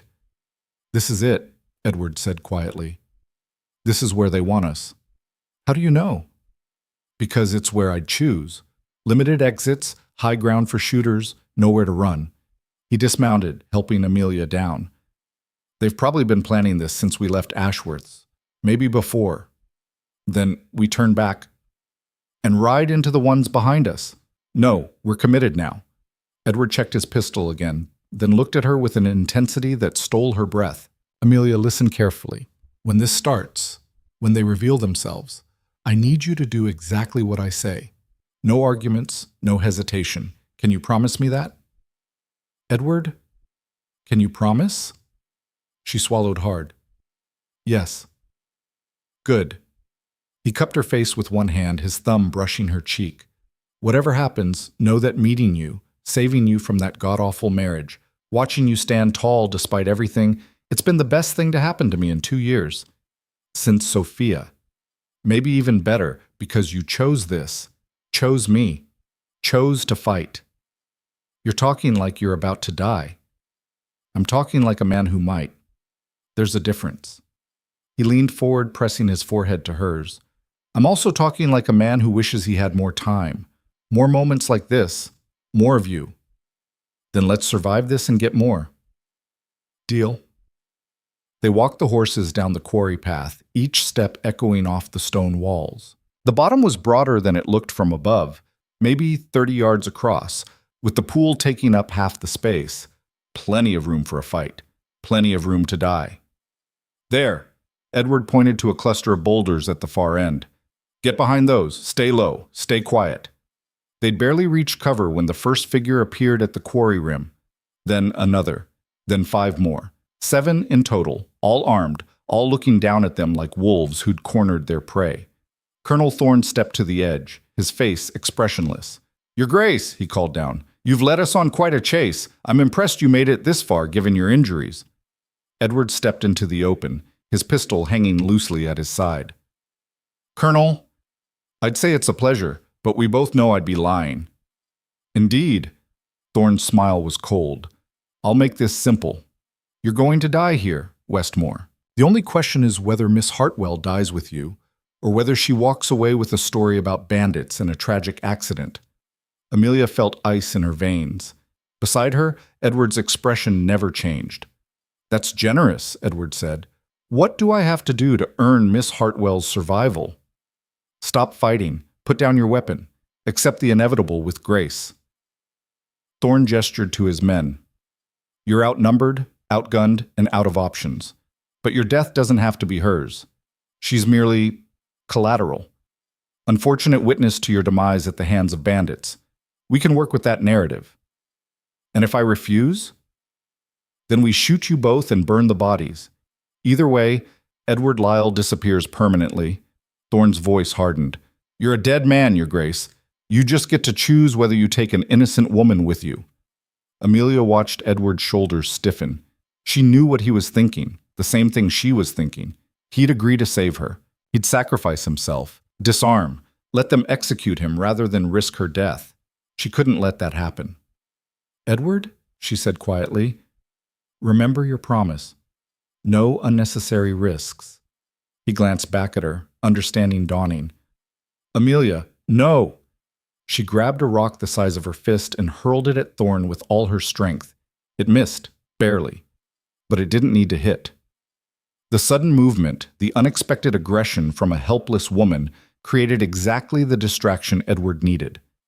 He raised his pistol and fired 3 times in rapid succession. 2 of Thorne's men dropped. The third shot sparked off the rock inches from Thorne's head, sending him diving for cover. Chaos erupted. Men shouting, scrambling, returning fire that ricocheted off the quarry walls in deadly angles. Run! Edward roared, grabbing Amelia's hand. The path! Now! They sprinted for the narrow trail leading up and out, bullets chasing them, stone chips flying. Amelia's lungs burned, her legs pumped, and beside her Edward moved like a man possessed, ignoring pain and injury and the very real possibility of death. They made it halfway up when a shot caught Edward's left arm. He grunted but didn't stop, didn't even slow. Blood flowered across his sleeve, adding to the collection of wounds he'd accumulated. Amelia wondered distantly how much blood a person could lose before they simply stopped functioning. The top of the quarry appeared ahead. Freedom. Escape. They were going to make it. They were... Thorne stepped into their path, his pistol leveled at Edward's chest. Enough, he said. Edward stopped so suddenly Amelia crashed into him. They stood on the narrow path, Thorn above blocking their escape, his remaining men below cutting off retreat, trapped. I tried to be civilized, Thorn said. Tried to give you an honorable end. But you had to be difficult. Had to fight. He thumbed back the hammer. So be it. Goodbye, Your Grace. Bye. Wait. The voice came from behind Thorn, cultured, cold, familiar. Lord Ashworth stepped into view, a pistol of his own in hand. But he wasn't aiming at Edward. He was aiming at Thorn. I really must protest, Colonel, Ashworth said mildly. I gave you explicit instructions. The girl was not to be harmed. Thorn's expression flickered, surprise, then understanding. My lord, I was merely disobeying me. Again. Ashworth's pistol didn't waver. You were supposed to eliminate Westmore quietly. Instead, you've created a spectacle, involved civilians, and generally made a hash of the entire operation. I'm beginning to think you're more liability than asset. Edward's hand tightened on Amelia's. She could feel his racing pulse, could practically hear his mind working through this new betrayal. Ashworth, Edward said carefully, you're behind this? Not behind it precisely, more adjacent to it. The old lord smiled. You've been asking uncomfortable questions in Parliament, Westmore. Questions about War Office contracts, about whose pockets are being lined by inflated munitions costs. Questions that, if answered, would ruin some very important people.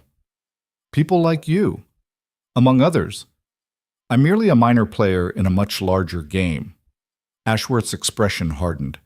But even minor players don't appreciate being threatened. So when certain parties suggested you might suffer an unfortunate accident, I was happy to facilitate, especially when I realized it might also solve my Hartwell problem. Amelia's breath caught. What?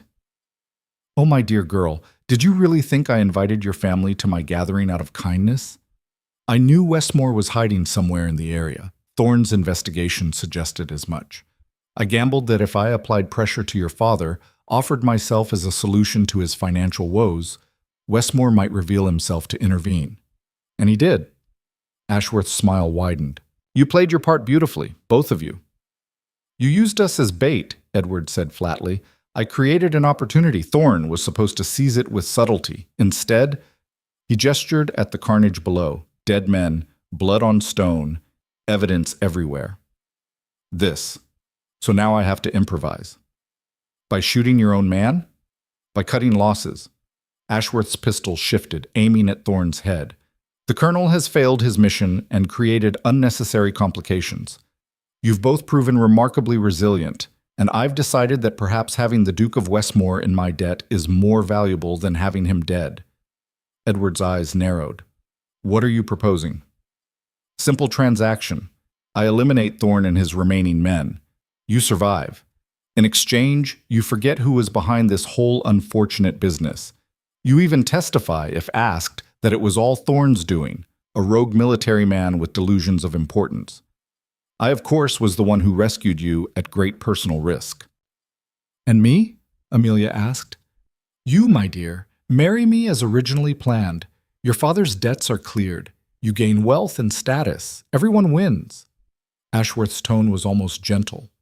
Except, of course, for Thorn and his men, but one can't make an omelet without breaking eggs. The silence that followed was broken only by wind whistling through the quarry. Interesting proposal, Edward said finally. One problem. What's that? I'd rather die than let you touch her. Edward moved faster than Amelia thought possible in his condition. His remaining bullet took Ashworth in the shoulder, spinning the old lord around. Ashworth's pistol fired wild, the shot going high. Then Edward was on him, using momentum and fury to send them both tumbling down the quarry path. They crashed into Thorn, creating a tangle of bodies and weapons. Amelia heard shouting, saw Thorn's remaining men rushing up the path. She was alone, unarmed, surrounded. She did the only thing she could think of. She ran. Not away from the quarry, but along its rim, circling toward where she'd seen horses tethered. If she could reach them, could create enough chaos, maybe Edward could... Hands grabbed her from behind. She screamed, fought, but they were too strong. She was hauled backward, a knife pressing against her throat. Stop! Thorn's voice rang out. Everyone stop or the girl dies! The fighting ceased. Edward stood 20 feet away, breathing hard, Ashworth's pistol in his hand but pointed at the ground. Blood covered his shirt, his own and others. He looked like death warmed over and then thoroughly beaten, but his eyes, when they met hers, were clear, sharp, calculating. "Let her go, Thorne," Edward said. "This is between us."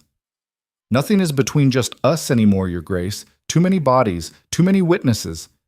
The knife pressed harder, and Amelia felt warm blood trickle down her neck. "So here's what happens. I'm going to take Miss Hartwell and leave. You're going to stand there and watch. If you follow, I kill her. If you raise that pistol, I kill her. If you so much as breathe wrong, I kill her. Understand?" Edward's face was stone. "Perfectly." "Good.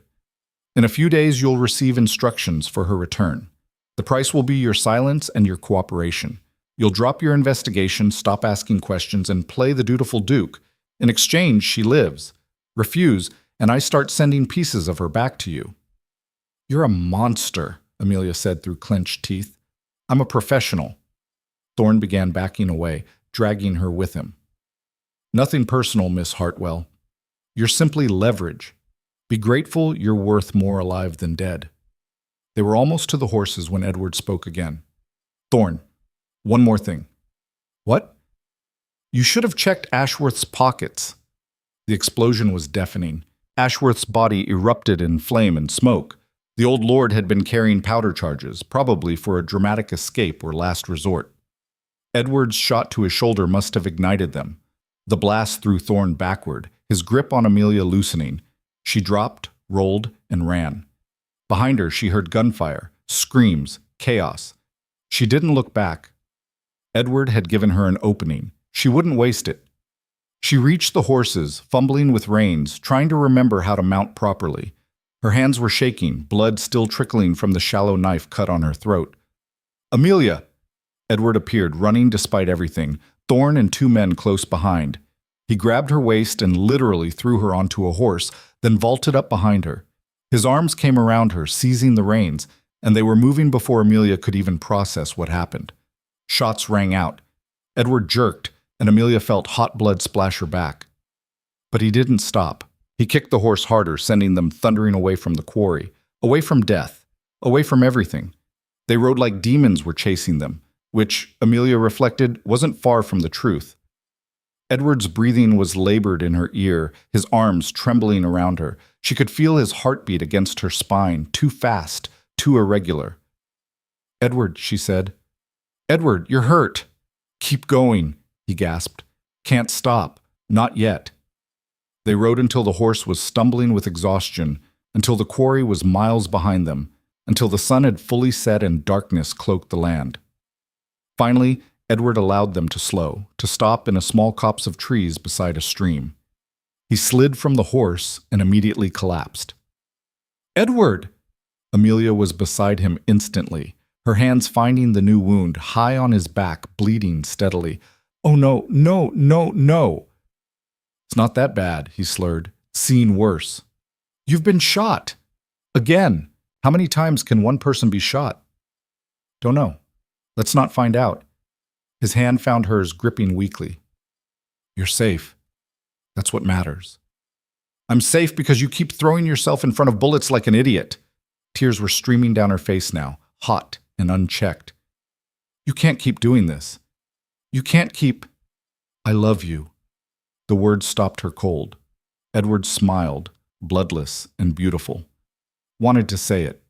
In case I don't get another chance." "You're getting 1,000 more chances," Amelia said fiercely. "You're not dying. I won't let you. Do you hear me? I won't let you die." "Bossy," he murmured, "like that about you."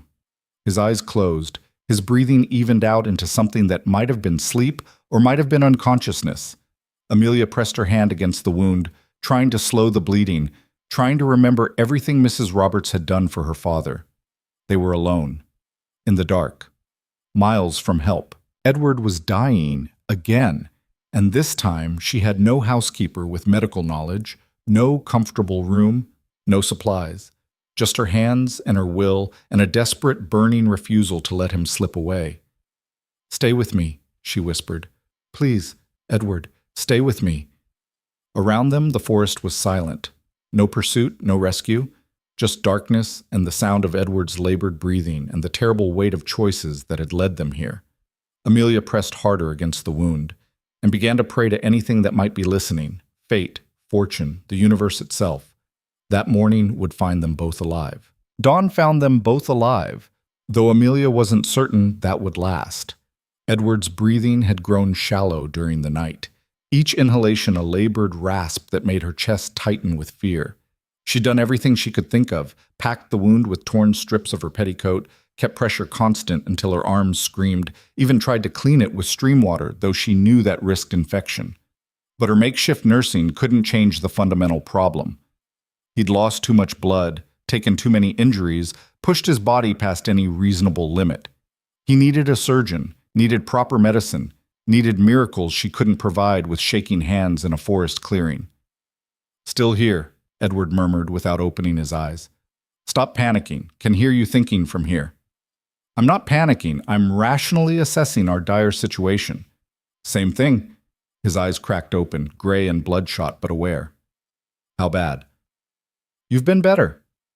Diplomatic. He tried to sit up, made it perhaps 3 inches before collapsing back with a groan. Right, so moderately terrible then. Edward, you need a doctor. Real medical care. We can't stay here. Can't move either. Not yet. He was studying the canopy above them, his mind clearly working despite the pain. Where are we? Direction-wise. Amelia consulted the sun's position, trying to remember the geography lessons from her childhood. Southeast of the quarry, I think.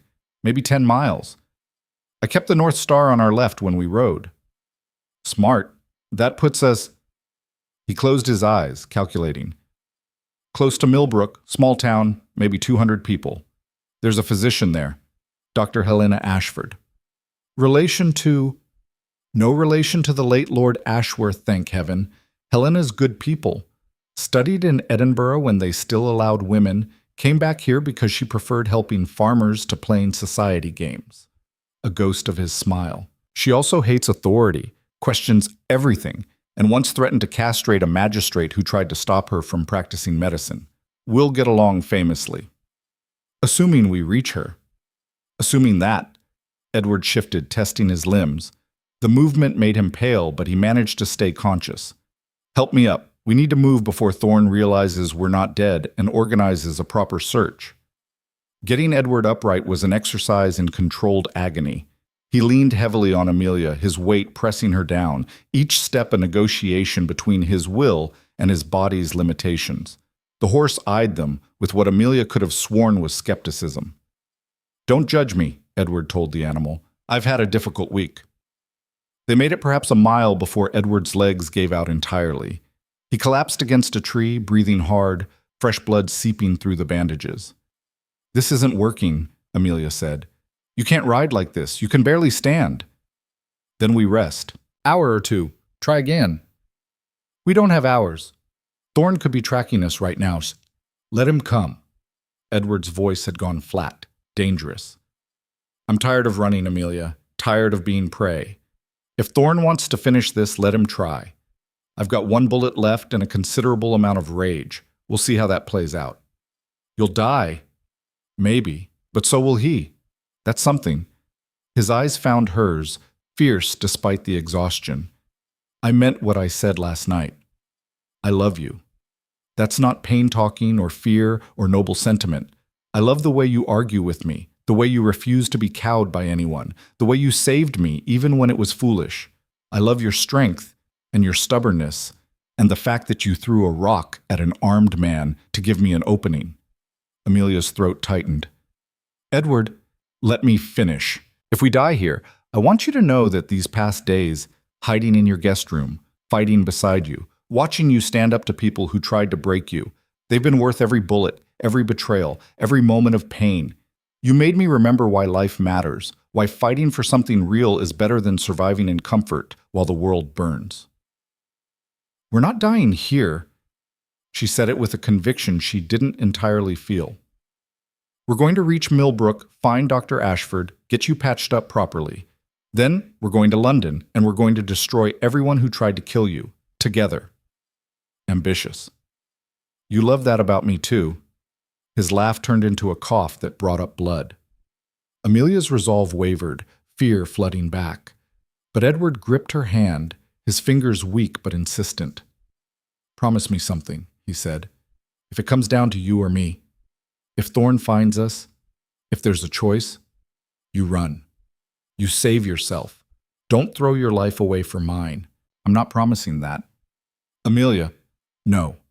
She met his eyes, letting him see her determination. I didn't pull you from that ditch to watch you die nobly in a forest. We survived together, or not at all. That's non-negotiable. Edward stared at her for a long moment, then nodded slowly. You're the most infuriating woman I've ever met. Good. Keeps you on your toes. She stood, scanning the forest. Can you manage another mile if I support you? Can try. They managed 3. By the time the outskirts of Millbrook appeared through the trees, Edward was barely conscious, muttering incoherently, his skin fever-hot beneath Amelia's hands. The town was exactly as he'd described, small, practical, built around a central square with a church at one end and what looked like a market at the other. Amelia approached a woman drawing water from a well. Please, I need Dr. Ashford. Where can I find her? The woman took one look at Edward and pointed. Red door, end of the lane. Hurry, girl. He looks half dead already. The red door belonged to a sturdy stone building that might have been a home or a shop or both. Amelia pounded on it with her fist, desperation making her loud. Dr. Ashford, please, I need help. The door swung open to reveal a woman in her 40s, dark hair shot through with gray, wearing a stained apron and an expression of professional irritation. Then she saw Edward, and her entire demeanor changed. Inside, now. She helped Amelia maneuver him through the door, into a room that smelled of herbs and carbolic. Set him on the table. What happened? Gunshot. Last night. He's lost a lot of blood. I can see that. Dr. Ashford was already cutting away the makeshift bandages, her hands quick and sure. What I can't see is why the Duke of Westmore is bleeding in my surgery instead of his own palace with a dozen physicians attending him. Want to explain that? Amelia froze. You know who he is? Hard not to, I read newspapers, Ed. The doctor probed the wound, ignoring Edward's groan. Been following the story of his disappearance with interest. Official line says he's on a private trip. Unofficial rumors say he's dead, and here he is, very much alive and very much shot. So I'll ask again, what happened? Someone tried to kill him, multiple someones. We're running. The words tumbled out. There are men hunting us, dangerous men. If they find out we're here, they won't learn it from me. Dr. Ashford met her eyes, and Amelia saw steel beneath the professional demeanor. I don't care about politics or power games. I care about keeping people alive. Right now, that means keeping His Grace from bleeding out on my table. She turned back to Edward, examining the wound with practiced efficiency. Bullet went clean through. Missed the lung, thank heaven, but nicked something that's bleeding internally. I can fix it, but he'll need days of recovery. Maybe weeks. We don't have days. Then he'll die. Your choice. The doctor's tone was matter-of-fact. I can stabilize him enough to move in a few hours, but he won't heal properly. First hard ride, first bit of stress, and he'll tear everything open again. Or you leave him here, let me treat him properly, and you face whatever's chasing you alone. Amelia looked at Edward's gray face, his labored breathing, the blood still seeping despite everything. She thought about Thorn, about the remaining men, about the hunt that wouldn't end until Edward was confirmed dead. She thought about her father, hopefully recovering with Mrs. Roberts, unaware of how catastrophic things had become. Then she thought about Edward's words from the forest, about loving her, about wanting her to live. Stabilize him, she said, enough that he can be moved. I'll handle the rest. Girl, you can't. I can, and I will. Amelia's mind was racing now, pieces falling into place. How long until he can sit a horse? 6 hours if I push it. But he'll be in no condition to fight or run. He won't need to be. She turned to the doctor. Do you have paper, pen? I need to write letters. Dr. Ashford studied her for a moment, then nodded slowly. In the desk. Write your letters. I'll save your Duke. Then you're going to explain exactly what kind of madness you're planning." The next 6 hours were a blur of activity. Dr. Ashford worked on Edward with the focused intensity of someone who'd seen too much death to accept it easily. Amelia wrote 3 letters, one to her father, one to Edward's household in London, and one to Parliament itself. Then she found the local magistrate, a nervous man named Perkins who nearly fainted when she explained who was in the doctor's surgery. "The Duke of Westmore? Here? But the reports said—" "The reports lied. Someone tried to murder him, Magistrate Perkins. Someone powerful, someone connected, someone who thought they could kill a peer of the realm and face no consequences." Amelia handed him the letter addressed to Parliament. "This needs to reach London by tomorrow morning. Use your fastest rider. It contains the Duke's testimony about corruption in the War Office, about assassination attempts, about treasonous conspiracies. Once it's public, once it's in the official record, they can't kill him quietly. It becomes a national scandal." Perkins stared at the sealed letter like it might explode. "Miss, I'm not sure I have the authority." "Then find someone who does. Or do you want to explain to Parliament why you allowed a duke to be murdered in your jurisdiction when you could have prevented it?" Her voice hardened. "People are coming, Magistrate. Dangerous people. When they arrive, you're going to need to decide whether you're brave enough to stand with us, or whether you'll be remembered as the coward who let them win." The little man's face cycled through several emotions before landing on determination. "I'll send the letter, and I'll gather men. Not many in Millbrook know how to fight, but we can hold a position if needed. That's all I ask." She returned to the surgery to find Edward awake, groggy from laudanum, but conscious. Dr. Ashford was washing her hands, her expression satisfied. "He'll live. I've done what I can for the internal bleeding. Rest and time will do the rest. But he's in no shape for heroics." "Never am," Edward muttered. "Doesn't stop me." "Clearly," the doctor looked between them, "your young lady has been very busy while you were unconscious, stirring up the whole town, making accusations, preparing for war." Edward's eyes found Amelia's. "What did you do?" "Change tactics. We've been running, hiding, reacting to what they do. I'm tired of that." She moved to his side, taking his hand. "You said you wanted to force them into the light. So that's what we're doing. I've sent your testimony to Parliament. By tomorrow, everyone in London will know you're alive, know you were attacked, know who's behind it. They can't kill you quietly anymore. It would be too obvious, too suspicious. They can still kill me loudly. Let them try." Her grip tightened. "Magistrate Perkins is gathering men. Dr. Ashford has agreed to let us fortify this building. We're making a stand here, Edward. No more running. If Thorne wants you, he'll have to come through all of us." Edward was quiet for a long moment, processing. Then, impossibly, he smiled. "That's either brilliant or completely insane." "Probably both," Amelia smiled back. "I learned from the best. When I said you were infuriating, I meant it as a compliment." "I know." The rest of the day was organized chaos.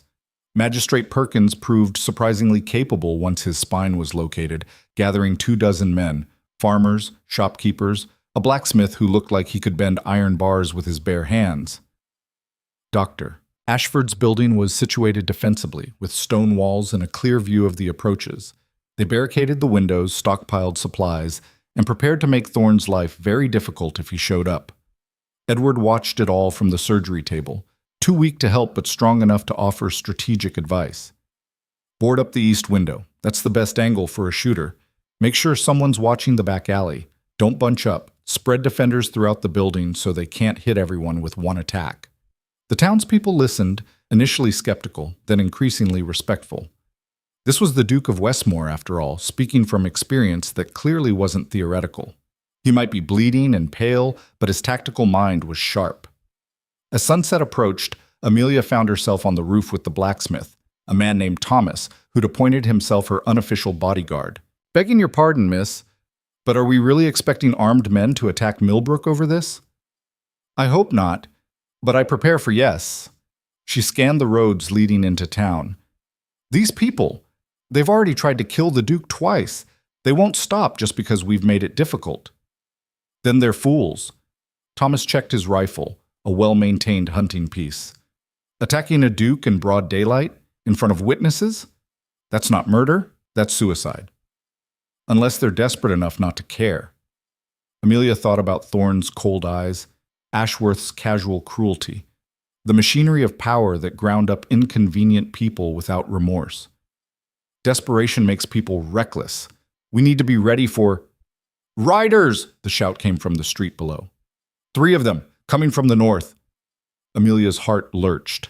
She raised the spyglass Dr. Ashford had lent her, focusing on the approaching figures. One rider she recognized immediately. The gray hair, the military bearing. Colonel Thorne, riding like a man who owned the world and everyone in it. The other 2 surprised her. "That's Lord Chancellor Morrison," she breathed. "And beside him, is that Lord Pemberton from the House of Lords?" Thomas squinted. "The fancy ones in the expensive coats? They look lordly enough." This didn't make sense. Thorne should be coming with soldiers, with hired guns, with overwhelming force. Instead, he'd brought politicians? Amelia scrambled down from the roof, finding Edward sitting up in the surgery, despite Dr. Ashford's protests. "Thorne's here," she said, "with the Lord Chancellor and Lord Pemberton." Edward's expression hardened. "Morrison. Should have known he was involved. He's been blocking my War Office investigation for months." "What do we do?" "We talk." Edward was already trying to stand, Dr. Ashford supporting him with a stream of muttered curses. If they wanted violence, they wouldn't bring the Lord Chancellor. This is negotiation. Or a trap. Always a possibility. He managed to stay upright, though he swayed alarmingly. "Amelia, stay inside. Let me handle this." "Absolutely not." "For once, just once, could you not argue with me?" "Where would be the fun in that?" They met Thorne and his companions in the town square, Magistrate Perkins, and a dozen armed townspeople arrayed behind them. Edward leaned heavily on Amelia, but his voice was steady when he spoke. "Lord Chancellor, Lord Pemberton, what an unexpected pleasure." Morrison dismounted, his face carefully neutral. He was a portly man in his 60s, with the permanently irritated expression of someone who dealt with inconvenient truths for a living. "Westmore, we'd heard you were dead. Rumors of which have been greatly exaggerated, as you can see." "Indeed." Morrison's eyes traveled over Edward's visible injuries, the bloodstains, the way he could barely stand. "You look terrible." "I've had a difficult week. Assassination attempts tend to be exhausting." "About that," Lord Pemberton stepped forward, younger than Morrison, with a politician's smile that didn't reach his eyes. "We've received some very disturbing allegations. Letters claiming conspiracy, murder plots, corruption at the highest levels. Quite inflammatory stuff. All true, I assure you." "That remains to be determined." Morrison pulled out a folded document. "We've come to take you into protective custody, Your Grace. For your own safety, you understand, until we can sort out exactly what happened and who's responsible." Edward's jaw clenched. "Protective custody? How convenient. And who would be protecting me? Colonel Thorne, perhaps? The man who orchestrated my attempted murder?" Thorne's expression never changed. "Careful, Your Grace. Accusations without evidence can be considered slander. I have evidence, names, dates, payments traced back to War Office accounts. All of it documented and, as of this morning, in the hands of 3 separate newspapers." Edward's smile was sharp. "Insurance policy, you might say. If anything happens to me, if I disappear again, they publish everything. Your corruption becomes front-page news." Morrison's face reddened. "You're bluffing." "Am I? Care to test that theory?" Edward's voice carried across the square, meant for the gathered townspeople as much as the lords.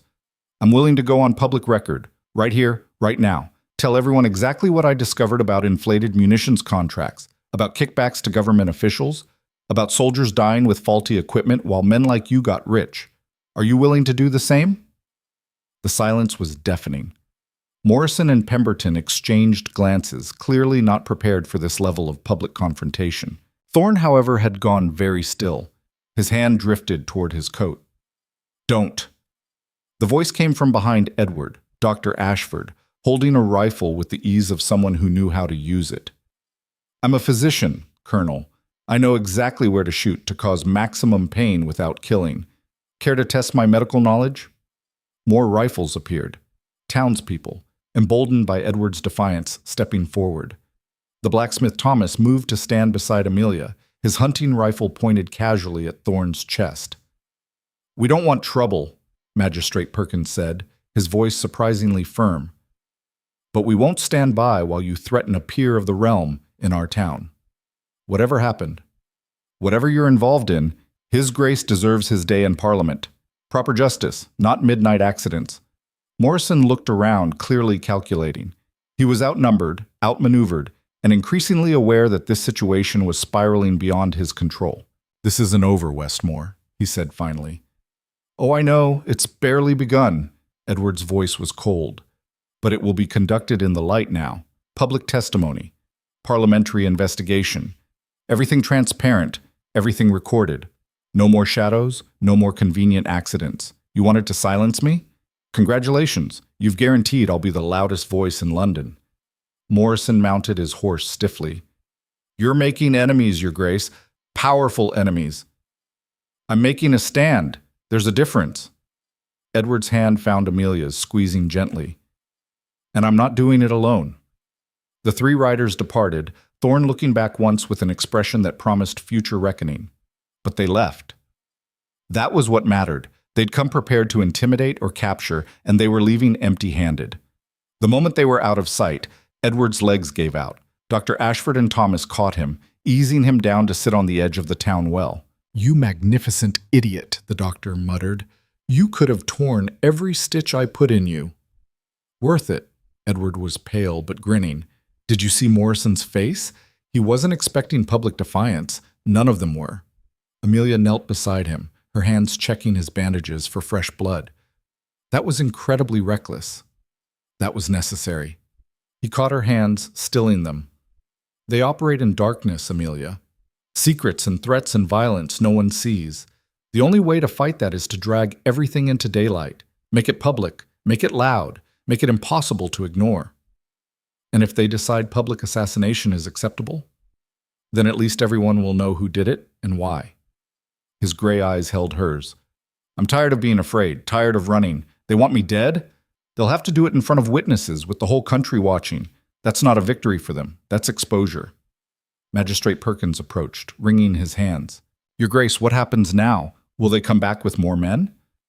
"Possibly, but probably not." Edward let Dr. Ashford help him stand again. "Morrison knows that violence now would confirm everything I've accused them of. They'll try legal routes, discredit me, question my sanity, claim I'm fabricating evidence out of vindictiveness, character assassination instead of the regular kind. Can they succeed? Not if I testify first, not if I present my evidence before they can manufacture counter-narratives." He looked at Amelia. "We need to get to London. Tomorrow, if possible. Before they can organize." Dr. Ashford snorted. "Tomorrow, you'll be lucky to stand without fainting. A week of bed rest, minimum." "I don't have a week. Every day I wait is a day they use to prepare their defense." Edward's tone softened. "I know you're trying to help, Doctor, but this is bigger than my health. This is about stopping them before they hurt anyone else." The physician and the Duke stared at each other, wills clashing. Finally, Dr. Ashford sighed. "Fine. Tomorrow you travel, but in a proper carriage, lying down, with someone monitoring you constantly. And if you start bleeding again, we stop immediately. Those are my terms." Agreed. That night, the town kept watch in shifts, but no further attacks came. Edward slept fitfully in Dr. Ashford's surgery, his fever finally breaking near dawn. Amelia sat beside him, unwilling to leave, watching his face in the candlelight. He woke once, his hand finding hers in the darkness. "You saved me again," he murmured. "Someone has to. You're terrible at staying alive on your own." "Good thing I have you then." "Yes, it is." She squeezed his hand. "Edward, what you said in the forest, about loving me, did you mean it?" His eyes opened, gray and serious in the dim light. "Every word. I know the timing is terrible. I know we're in the middle of political warfare and assassination attempts. I know I'm hardly an ideal suitor covered in blood and barely conscious. But yes, I meant it." "Good." Amelia leaned forward, pressing her lips to his forehead. "Because I love you too. Your stubbornness, your courage, The way you refuse to surrender even when you should. You're an idiot and a duke and completely insufferable, and I wouldn't have you any other way." Edward's smile was the first genuine, unguarded thing she'd seen from him in days. "Does this mean you'll marry me? After all this is over, assuming we survive?" "Are you proposing while lying on a surgery table, covered in bandages, barely able to stand? I'm a romantic. This is peak romance. This is peak insanity." But she was smiling too, impossibly, despite everything. "Yes, you fool, I'll marry you, assuming we live long enough." "We will." His grip tightened. "I promise you, Amelia, we're going to survive this. We're going to expose every corrupt bastard who tried to kill me. We're going to clear your father's debts, restore your family's name, and build a life together. And anyone who tries to stop us will regret it." Ambitious. You love that about me. Unfortunately, yes. They sat in comfortable silence, hands clasped, listening to the night sounds outside. Somewhere in the darkness, enemies were plotting. But here, in this moment, they had each other and a plan, and the stubborn refusal to let evil win through silence. It would have to be enough. At dawn, they departed for London in a borrowed carriage, Dr. Ashford's stern instructions ringing in their ears. Magistrate Perkins had arranged an escort, 8 armed men, more for show than protection, but the gesture meant something. The town of Millbrook lined the streets as they left, these ordinary people who'd chosen to stand with a duke against forces they barely understood. Edward insisted on sitting up to wave to them, ignoring his bandages and Dr. Ashford's curses. "They risked everything for us," he said quietly. "The least I can do is acknowledge it." The journey to London would take 2 days, maybe 3, given Edward's condition. 2 days to prepare testimony, to organize evidence, to ready themselves for the battle that would determine not just their survival, but the future of everyone who'd tried to help them. As Millbrook faded behind them, Amelia felt something shift. They weren't running anymore. They weren't hiding. They were advancing, wounded but unbroken, outgunned but not outmatched, ready to face whatever came next, together, always together. And somewhere ahead, in the labyrinth of London's power, their enemies were about to learn that destroying the Duke of Westmore and the woman who saved him would require more than assassination attempts and political maneuvering. It would require facing the truth. And the truth, Amelia was learning, was the most powerful weapon of all. London rose from the Thames like a promise and a threat, its spires cutting the gray sky, its streets churning with humanity that cared nothing for dukes or assassins or the small dramas of survival. The city swallowed them whole the moment their carriage crossed Westminster Bridge, and Amelia felt simultaneously safer and more exposed than she had in the countryside. Here, they could disappear into crowds. Here, they could also be killed in plain sight, and no one would notice until the bodies grew cold. Edward had deteriorated during the journey despite Dr. Ashford's preparations. The fever had returned, his words growing disconnected, his lucid moments fewer. Twice, Amelia had been certain they'd lose him before reaching the city. But his will was iron, and somehow, impossibly, he'd held on. Now, as the carriage pulled up to his London townhouse, a massive Georgian structure that made Hartwell Manor look like a cottage, he rallied one final time. "Remember the plan?" he said, his voice barely above a whisper. "Get me to my study. Retrieve the documents from the hidden safe. Combination is your birthday, the day we met on that road. Then send for Lord Hastings. Only Hastings. He's the one man in Parliament I trust completely." "Edward, you need rest first. I need justice first. Rest can wait." His gray eyes found hers, burning with intensity despite the fever. "They're already moving, Amelia. Every hour we delay is an hour they use to bury evidence, bribe witnesses, construct their defense. We strike now, or we lose everything." The townhouse staff were prepared. A message sent ahead had warned them of their master's condition. They descended like a well-trained army, housekeeper, butler, physician, servants whose names Amelia didn't catch, but whose efficiency was remarkable. Edward was carried upstairs to his bedchamber, protesting weakly the entire way. "The documents, Amelia," he called as they bore him away. "Don't forget the documents." She found the study on the second floor, a room of dark wood and leather that smelled of tobacco and old books. The safe was behind a painting of a hunting scene, predictable but effective. Her fingers trembled as she worked the combination. The day they met. November 14th, 1-1-1-4. The safe clicked open. Inside were ledgers, correspondence, bank statements, a paper trail of corruption so extensive it made her breath catch. Edward had been thorough. Every transaction traced, every bribe documented, every connection mapped with the precision of a man who knew he was building a case that could topple governments. Also inside, a sealed letter addressed to her. Amelia stared at it, her name written in Edward's precise hand. When had he written this? How long had he been planning for the possibility that he might not survive to see this through? She broke the seal with shaking hands. Amelia, if you're reading this, I'm likely dead or incapacitated beyond the ability to speak for myself. First, know that loving you was the best decision I made in a life full of catastrophically poor ones. You saved me in every way a person can be saved, not just from death in that ditch, but from the hollow existence I'd been living since Sophia died. Second, the documents in this safe are yours now. Use them. Finish what I started. These men cannot be allowed to continue profiting from corruption while soldiers die with faulty equipment. They cannot be allowed to murder their way out of accountability. I've made arrangements. Additional copies of everything are with my solicitor, with certain trusted journalists, with allies in Parliament who can't be bought. If I die, the story publishes anyway, but it will be stronger, more credible, if you deliver it personally. You have a gift for making people see truth, for cutting through social pretense to what matters. Use it. Finally, and most importantly, live. Don't let this consume you. Don't let my death, if it comes to that, turn you bitter or afraid. You deserve happiness, deserve love, deserve a life that isn't defined by fighting my battles. Promise me you'll find it. With all my love, Edward.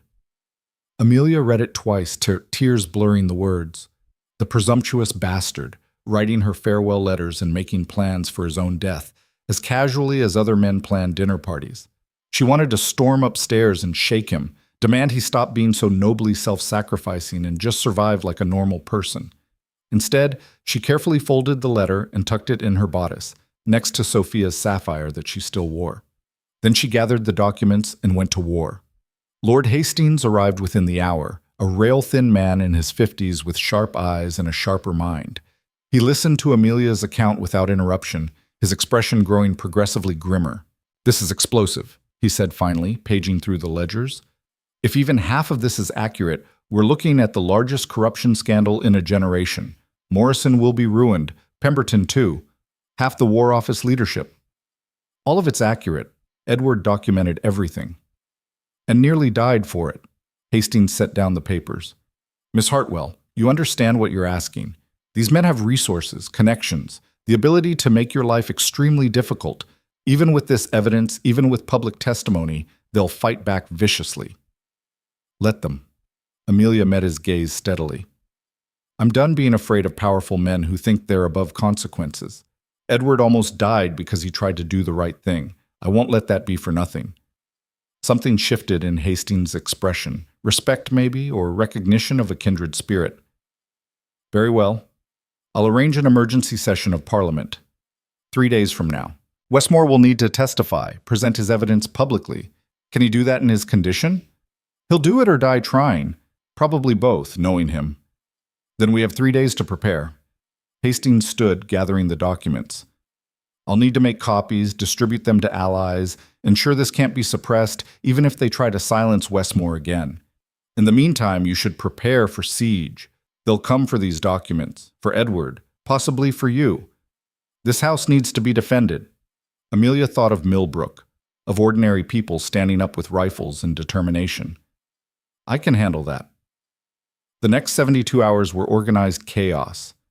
Edward's household transformed into a fortress. Guards hired, weapons acquired, approaches watched. Hastings proved his value by rallying parliamentary allies, men and women who'd suspected corruption but lacked proof.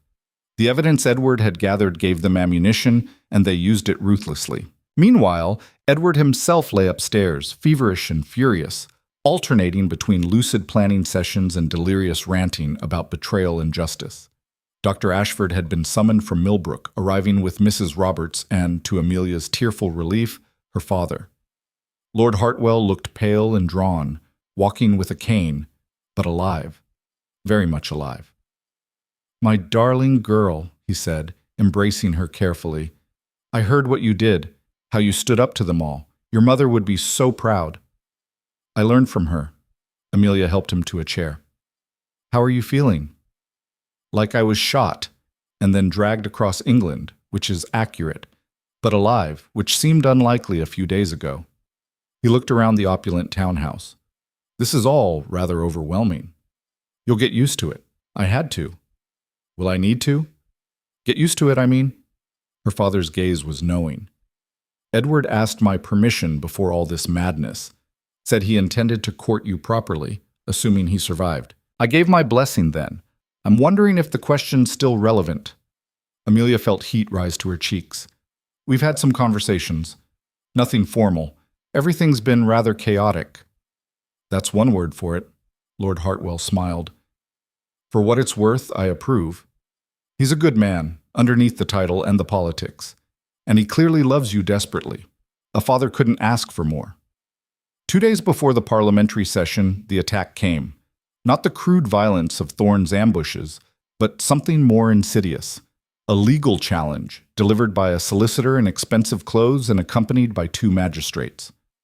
"By order of the Crown," the solicitor announced, "Edward Lyle, Duke of Westmore, is to be remanded to protective custody pending investigation into allegations of conspiracy, fraud, and making false accusations against members of Parliament." Amelia, who'd been the one to answer the door, felt cold fury wash through her. On whose authority?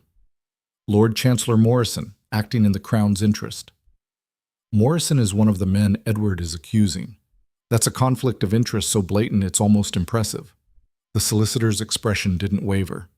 Nevertheless, the order is legal and binding. The Duke must come with us.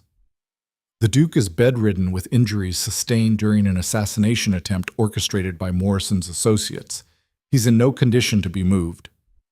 Then we'll wait until he is. The solicitor settled himself in the foyer like he owned it. But we will take him into custody. That's not negotiable. The standoff might have continued indefinitely if Edward himself hadn't appeared at the top of the stairs. He looked like death warmed over, pale, shaking, supported by his butler on one side and Dr. Ashford on the other. But he was vertical, and his voice carried. "Gentlemen, to what do I owe this intrusion?" The solicitor repeated his speech about custody and investigation. Edward listened with the patience of a man who'd expected exactly this. "I see. And if I refuse, then we're authorized to use force to compel compliance." How very official, how very convenient. Edward descended the stairs carefully, each step obviously painful. "Tell me, whose idea was this? Morrison's? Or did he have help from Pemberton and the others whose corruption I'm about to expose? His Grace is making wild accusations. His Grace is making documented, provable accusations backed by a paper trail that will bury everyone involved." Edward reached the bottom of the stairs, breathing hard. "You want to take me into custody? Fine. But it will be in front of witnesses, and I'll be making a statement to the press first." He turned to Amelia. "Send for the newspapers. All of them. The Times, the Observer, every scandal sheet and gossip rag in London. If Morrison wants to arrest me, he can do it publicly." Within an hour, the street outside was packed with journalists, curious onlookers, and more than a few members of Parliament who'd gotten wind of the spectacle. Edward held court in his drawing room, pale but determined, Amelia at his side. "Gentlemen of the press," he began, his voice steady despite the obvious pain. "I'm sure you've heard rumors about my disappearance, my injuries, the allegations flying around Parliament. Today, I'm setting the record straight." He proceeded to lay it all out: the corruption investigation, the ambush on the road, the attempts on his life, the conspiracy involving Morrison, Pemberton, Thorne, and the late Lord Ashworth. He named names, cited specific examples, referenced documents that would be entered into the parliamentary record. The journalists scribbled furiously. This was the story of the decade, possibly the century. a peer of the realm accusing the Lord Chancellor of attempted murder and systematic corruption. When Edward finished, the solicitor who'd come to arrest him looked like he'd swallowed glass. "Your Grace, these are serious allegations. Without proof—" "I have proof," Edward gestured to Hastings, who'd arrived with a stack of ledgers. "Bank records showing payments from War Office accounts to Morrison's personal holdings, correspondence detailing kickback schemes, testimony from witnesses who've agreed to come forward now that they know I'm alive to protect them. It's all documented, all verifiable. And," Hastings added, "all copied and distributed to multiple secure locations. Even if you arrest His Grace, even if something unfortunate happens to him, the evidence remains. The truth remains." The solicitor looked between Edward, the journalists, the growing crowd, and apparently decided discretion was the better part of valor. "I'll need to consult with my superiors," he said stiffly. "You do that." Edward's smile was sharp. "In the meantime, I'll be preparing my parliamentary testimony. Unless you'd like to arrest me in front of all these witnesses and create tomorrow's headline, 'Lord Chancellor silences corruption whistleblower through illegal detention.' I'm sure that would play well." The solicitor fled. The journalist stayed, peppering Edward with questions until Dr. Ashford physically removed him, declaring him unfit for further interrogation. Upstairs, away from the crowds, Edward finally allowed his exhaustion to show. He collapsed into a chair, trembling with the effort of having stayed upright so long. "That was either brilliant or the final nail in our coffins," he muttered. "Brilliant." Amelia knelt beside him, checking his bandages. "You made it public. They can't quietly make you disappear now. Half of London knows the story." "Half of London will forget by next week unless we follow through." He caught her hand. "The parliamentary session. That's where we win or lose. If I can testify, if the evidence is entered into official record, they're finished. But if I can't—" He didn't finish the sentence. "You can. You will." She squeezed his hand. "We've come too far to fail now." The night before the parliamentary session, Amelia couldn't sleep. She paced Edward's study, reviewing documents, preparing for questions, trying to anticipate every possible attack. Around midnight, Edward found her there, wrapped in one of his dressing gowns, surrounded by papers. "You should rest," he said. "So should you. Yet here we are." He settled into the chair across from her, moving stiffly. The fever had finally broken for good, but his body was still recovering from injuries that should have killed him twice over. "Are you frightened?" he asked. "Terrified, you?" "Absolutely." He smiled faintly. "But also hopeful? Is that insane, as after everything we've endured, to feel hopeful? Maybe we've both gone insane. It would explain a lot." They sat in comfortable silence, listening to the city sounds outside, carriages clattering past, distant shouts, the endless rhythm of London that never truly slept. "Amelia," Edward said quietly, "if tomorrow goes badly, if they manage to discredit us or suppress the evidence, they won't. But if they do, I need you to promise me something. Promise you'll take the copies Hastings made and get them to the newspapers. Promise you'll keep fighting even if I can't." "Edward, promise me." His gray eyes held hers, intense. "You're stronger than you know, braver than any titled lord I've ever met. If I fall, you have to carry this forward, for all the soldiers who died because of faulty equipment, for all the people who will be hurt if these men stay in power. Promise." Amelia wanted to refuse, wanted to insist they'd both survive, that tomorrow would bring vindication and victory. But she understood what he was really asking, not for her to replace him, but to know that their fight would continue regardless. "I promise," she said. "But you're not falling. We're doing this together. Remember? Those were your words." "Best words I ever spoke." He stood, extending his hand. "Come on. If we're going to storm Parliament tomorrow, we should at least try to sleep." They walked upstairs together, and at her door Edward paused. "Thank you," he said simply, "for everything. For pulling me from that ditch, for not leaving me to die, for standing beside me through all of this. You saved my life 12 times over. I'll spend the rest of mine trying to be worthy of that gift." "You already are." Amelia reached up, cupping his face. "Now stop being maudlin and get some rest. Tomorrow, we make history. Together." Always.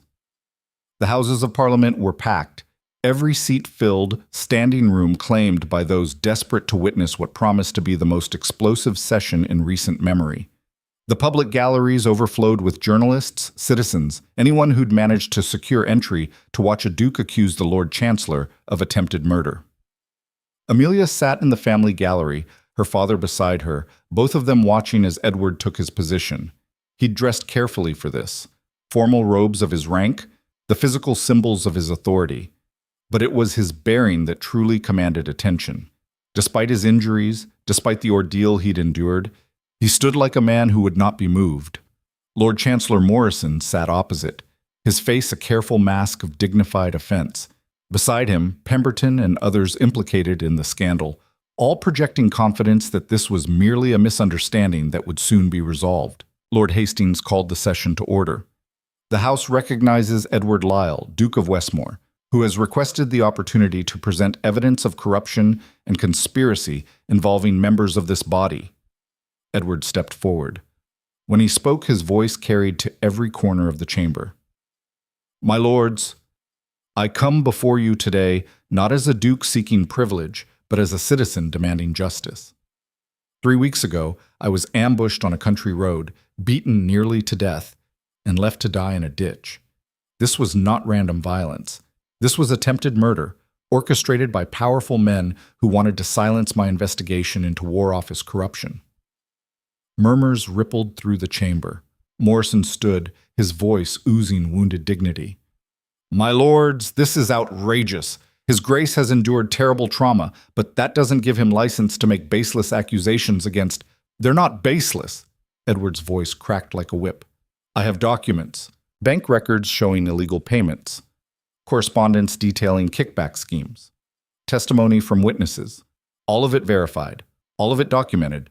He gestured to Hastings, who began distributing packets to the assembled lords. You'll find evidence of systematic fraud spanning 5 years. Munitions contracts inflated by 40%, with the excess paid to private accounts belonging to Lord Morrison, Lord Pemberton, and 8 other sitting members of Parliament. Soldiers died because they were equipped with inferior weapons, weapons purchased at premium prices, while these men pocketed the difference. The chamber erupted. Shouts of outrage, demands for order, lords calling for Morrison's immediate resignation. Through it all, Morrison remained standing, his face reddening. This is character assassination. His Grace is bitter, perhaps unbalanced by his injuries.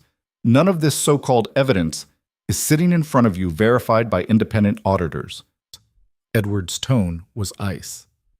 But if you doubt its authenticity, I'm happy to call witnesses, starting with Colonel Marcus Thorne, who led the attempt on my life under orders from this body. Thorne is a rogue agent, acting without authorization. Thorne is in custody as of this morning, arrested by military police. He's agreed to testify in exchange for leniency. Would you like to hear what he's told us about who gave him orders? Morrison's mask cracked. Just for a moment, Amelia saw raw fear in his eyes. Edward pressed the advantage. Or perhaps we should discuss Lord Ashworth's role, how he facilitated the ambush, provided intelligence on my movements, worked directly with you to eliminate me as a threat. Oh wait, we can't ask Ashworth. He's dead, killed when his own explosives detonated during a second attempt on my life. How convenient. You have no proof I was involved. I have your correspondence with Ashworth discussing the operation. I have bank transfers linking you to Thorne's payments. I have testimony from Ashworth's staff about meetings held at his estate. Edward's voice rose, filling the chamber. And I have something else. Something you didn't account for when you decided murdering a peer was easier than answering questions. He pulled out a final document, holding it high. This is a signed statement from Lord Ashworth himself, written weeks before his death, detailing the entire conspiracy. He kept it as insurance against betrayal, evidence that would destroy you if anything happened to him. Apparently, even among thieves, there's no honor. The silence was deafening. Every eye in the chamber fixed on Morrison, watching his carefully constructed defense crumble. You're lying, Morrison said, but his voice lacked conviction. That document is forged. Then let's have handwriting experts verify it. Let's call witnesses. Let's examine every piece of evidence in public, in daylight, with the entire country watching. Edward stepped closer, his voice dropping to something more dangerous than a shout. Or you can stop insulting our intelligence and admit what everyone in this chamber already knows. You're guilty. You're caught. And the only question remaining is whether you face justice with some shred of dignity or whether we drag you to it screaming lies. Morrison looked around the chamber, seeing no allies, no escape. Lords who might have defended him were studying the documents with expressions of horror and fury. His conspiracy had included them without their knowledge, used their votes and influence while they remained ignorant of the depths of his corruption. He was alone. "This session is over," Morrison said hoarsely. "I refuse to participate in this farce. This session continues until we've heard all evidence." The voice came from the back of the chamber, the Duke of Wellington himself, one of the most respected men in England, stepping forward with the weight of his authority. "Lord Morrison, you will answer these charges or you will be held in contempt. Those are your options." Morrison swayed, his face gray. For a moment, Amelia thought he might collapse. Then he straightened, gathering the shreds of his dignity. "I invoke my right to counsel. I will not answer questions without—" "You invoke cowardice." Edward's words were quiet, but they carried. "Soldiers are dead because of your greed. A duke was nearly murdered. Innocent people were threatened, attacked, traumatized, and your response is to hide behind legal technicalities." I refuse to be bullied by—" "Then refuse in a jail cell." Wellington's voice was granite. "Lord Morrison, I move for your immediate arrest pending formal investigation. All in favor?" The chorus of ayes was overwhelming. Morrison looked around wildly, seeking escape, finding none. Guards appeared at his elbows, not roughly but inexorably, leading him from the chamber. As he passed Edward, he spat one final curse. "This isn't over, Westmore. You think you've won, but you've just made enemies who'll destroy you." "I've made enemies of corrupt men who fear sunlight. I'll sleep well despite that." Edward watched him go, then turned back to the chamber.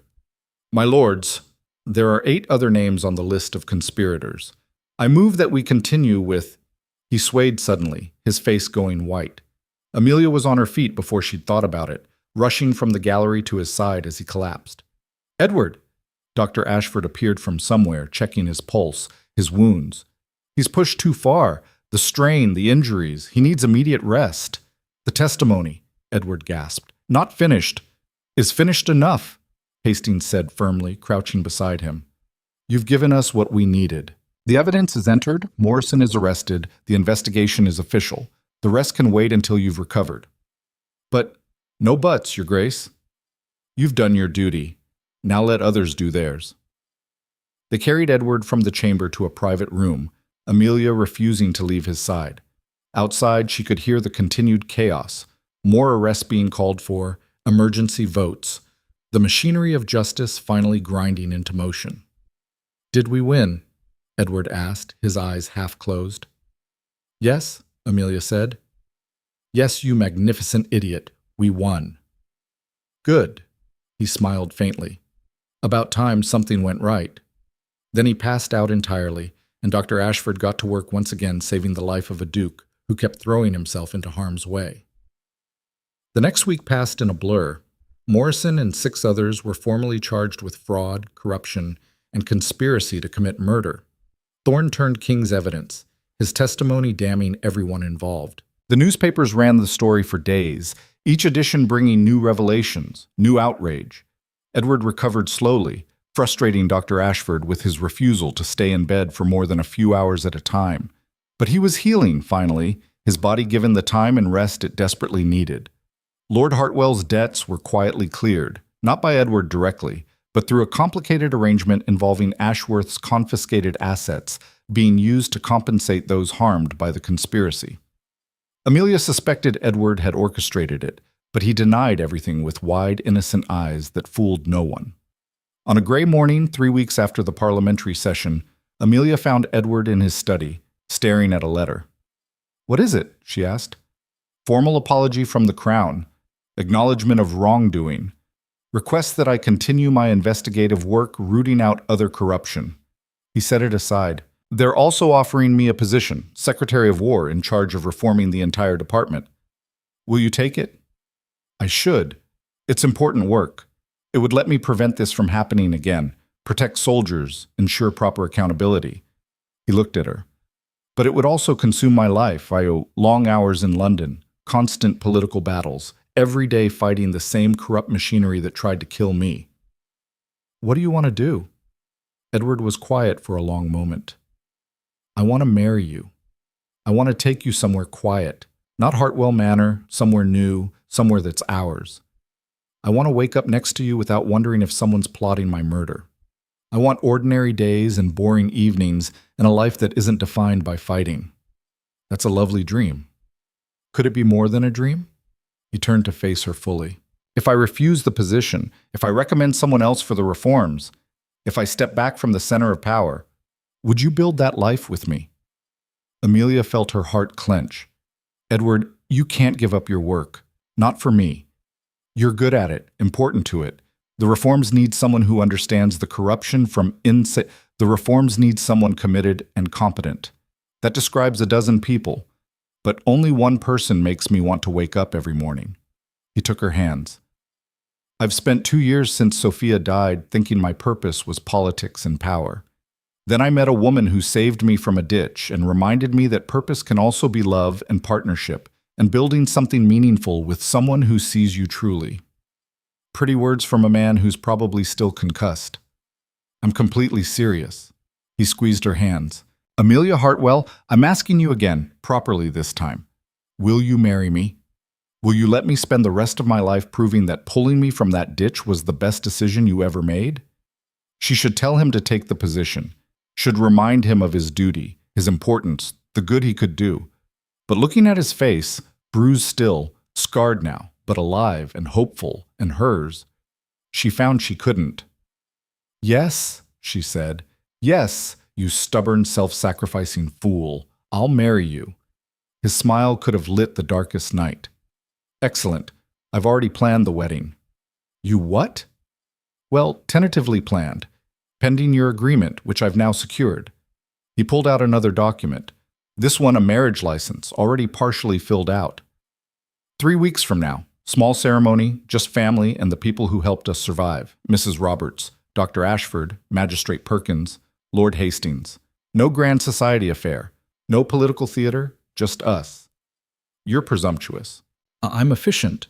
There's a difference. He pulled her close, carefully avoiding his still tender injuries. Also, I'm madly in love with you and didn't want to wait any longer than absolutely necessary. Amelia laughed, the sound surprising her with its lightness. After weeks of fear and violence and desperate survival, laughter felt almost foreign. 3 weeks then, she said. But I'm choosing my own dress. I wouldn't dream of interfering. They married on a clear autumn day in a small church on Edward's northern estate, land he'd inherited but rarely visited, far from London's politics and memories. The ceremony was intimate, witnessed by the unlikely collection of people who'd kept them alive through impossible circumstances. Lord Hartwell gave Amelia away, walking without his cane for the first time, pride evident in every step. Mrs. Roberts wept openly, something Amelia had never thought possible. Dr. Ashford attended under protest, muttering about foolish dukes and the women brave enough to marry them. Edward stood at the altar looking healthier than he had in weeks. His injuries finally faded to scars, his gray eyes clear and bright. When Amelia walked down the aisle, his expression transformed into something so tender it made her breath catch. They spoke their vows simply, without elaborate promises or flowery language. Just truth, plain and powerful. I promise to stand with you, Edward said, in whatever comes. Through politics and peace, danger and domesticity. I promise to see you always, not as a title or a possession, but as a partner. And I promise to never ever let you regret pulling me from that ditch. Amelia smiled through tears. I promise to argue with you when you're wrong, support you when you're right, and love you regardless. I promise to be brave when you need courage, honest when you need truth, and present when you need nothing but company. And I promise that whatever life we build, it will be ours, together. Together, Edward echoed. The word had become their vow, their promise, the foundation of everything they'd fought to protect. When the ceremony ended and they walked out into autumn sunlight, Amelia felt something shift.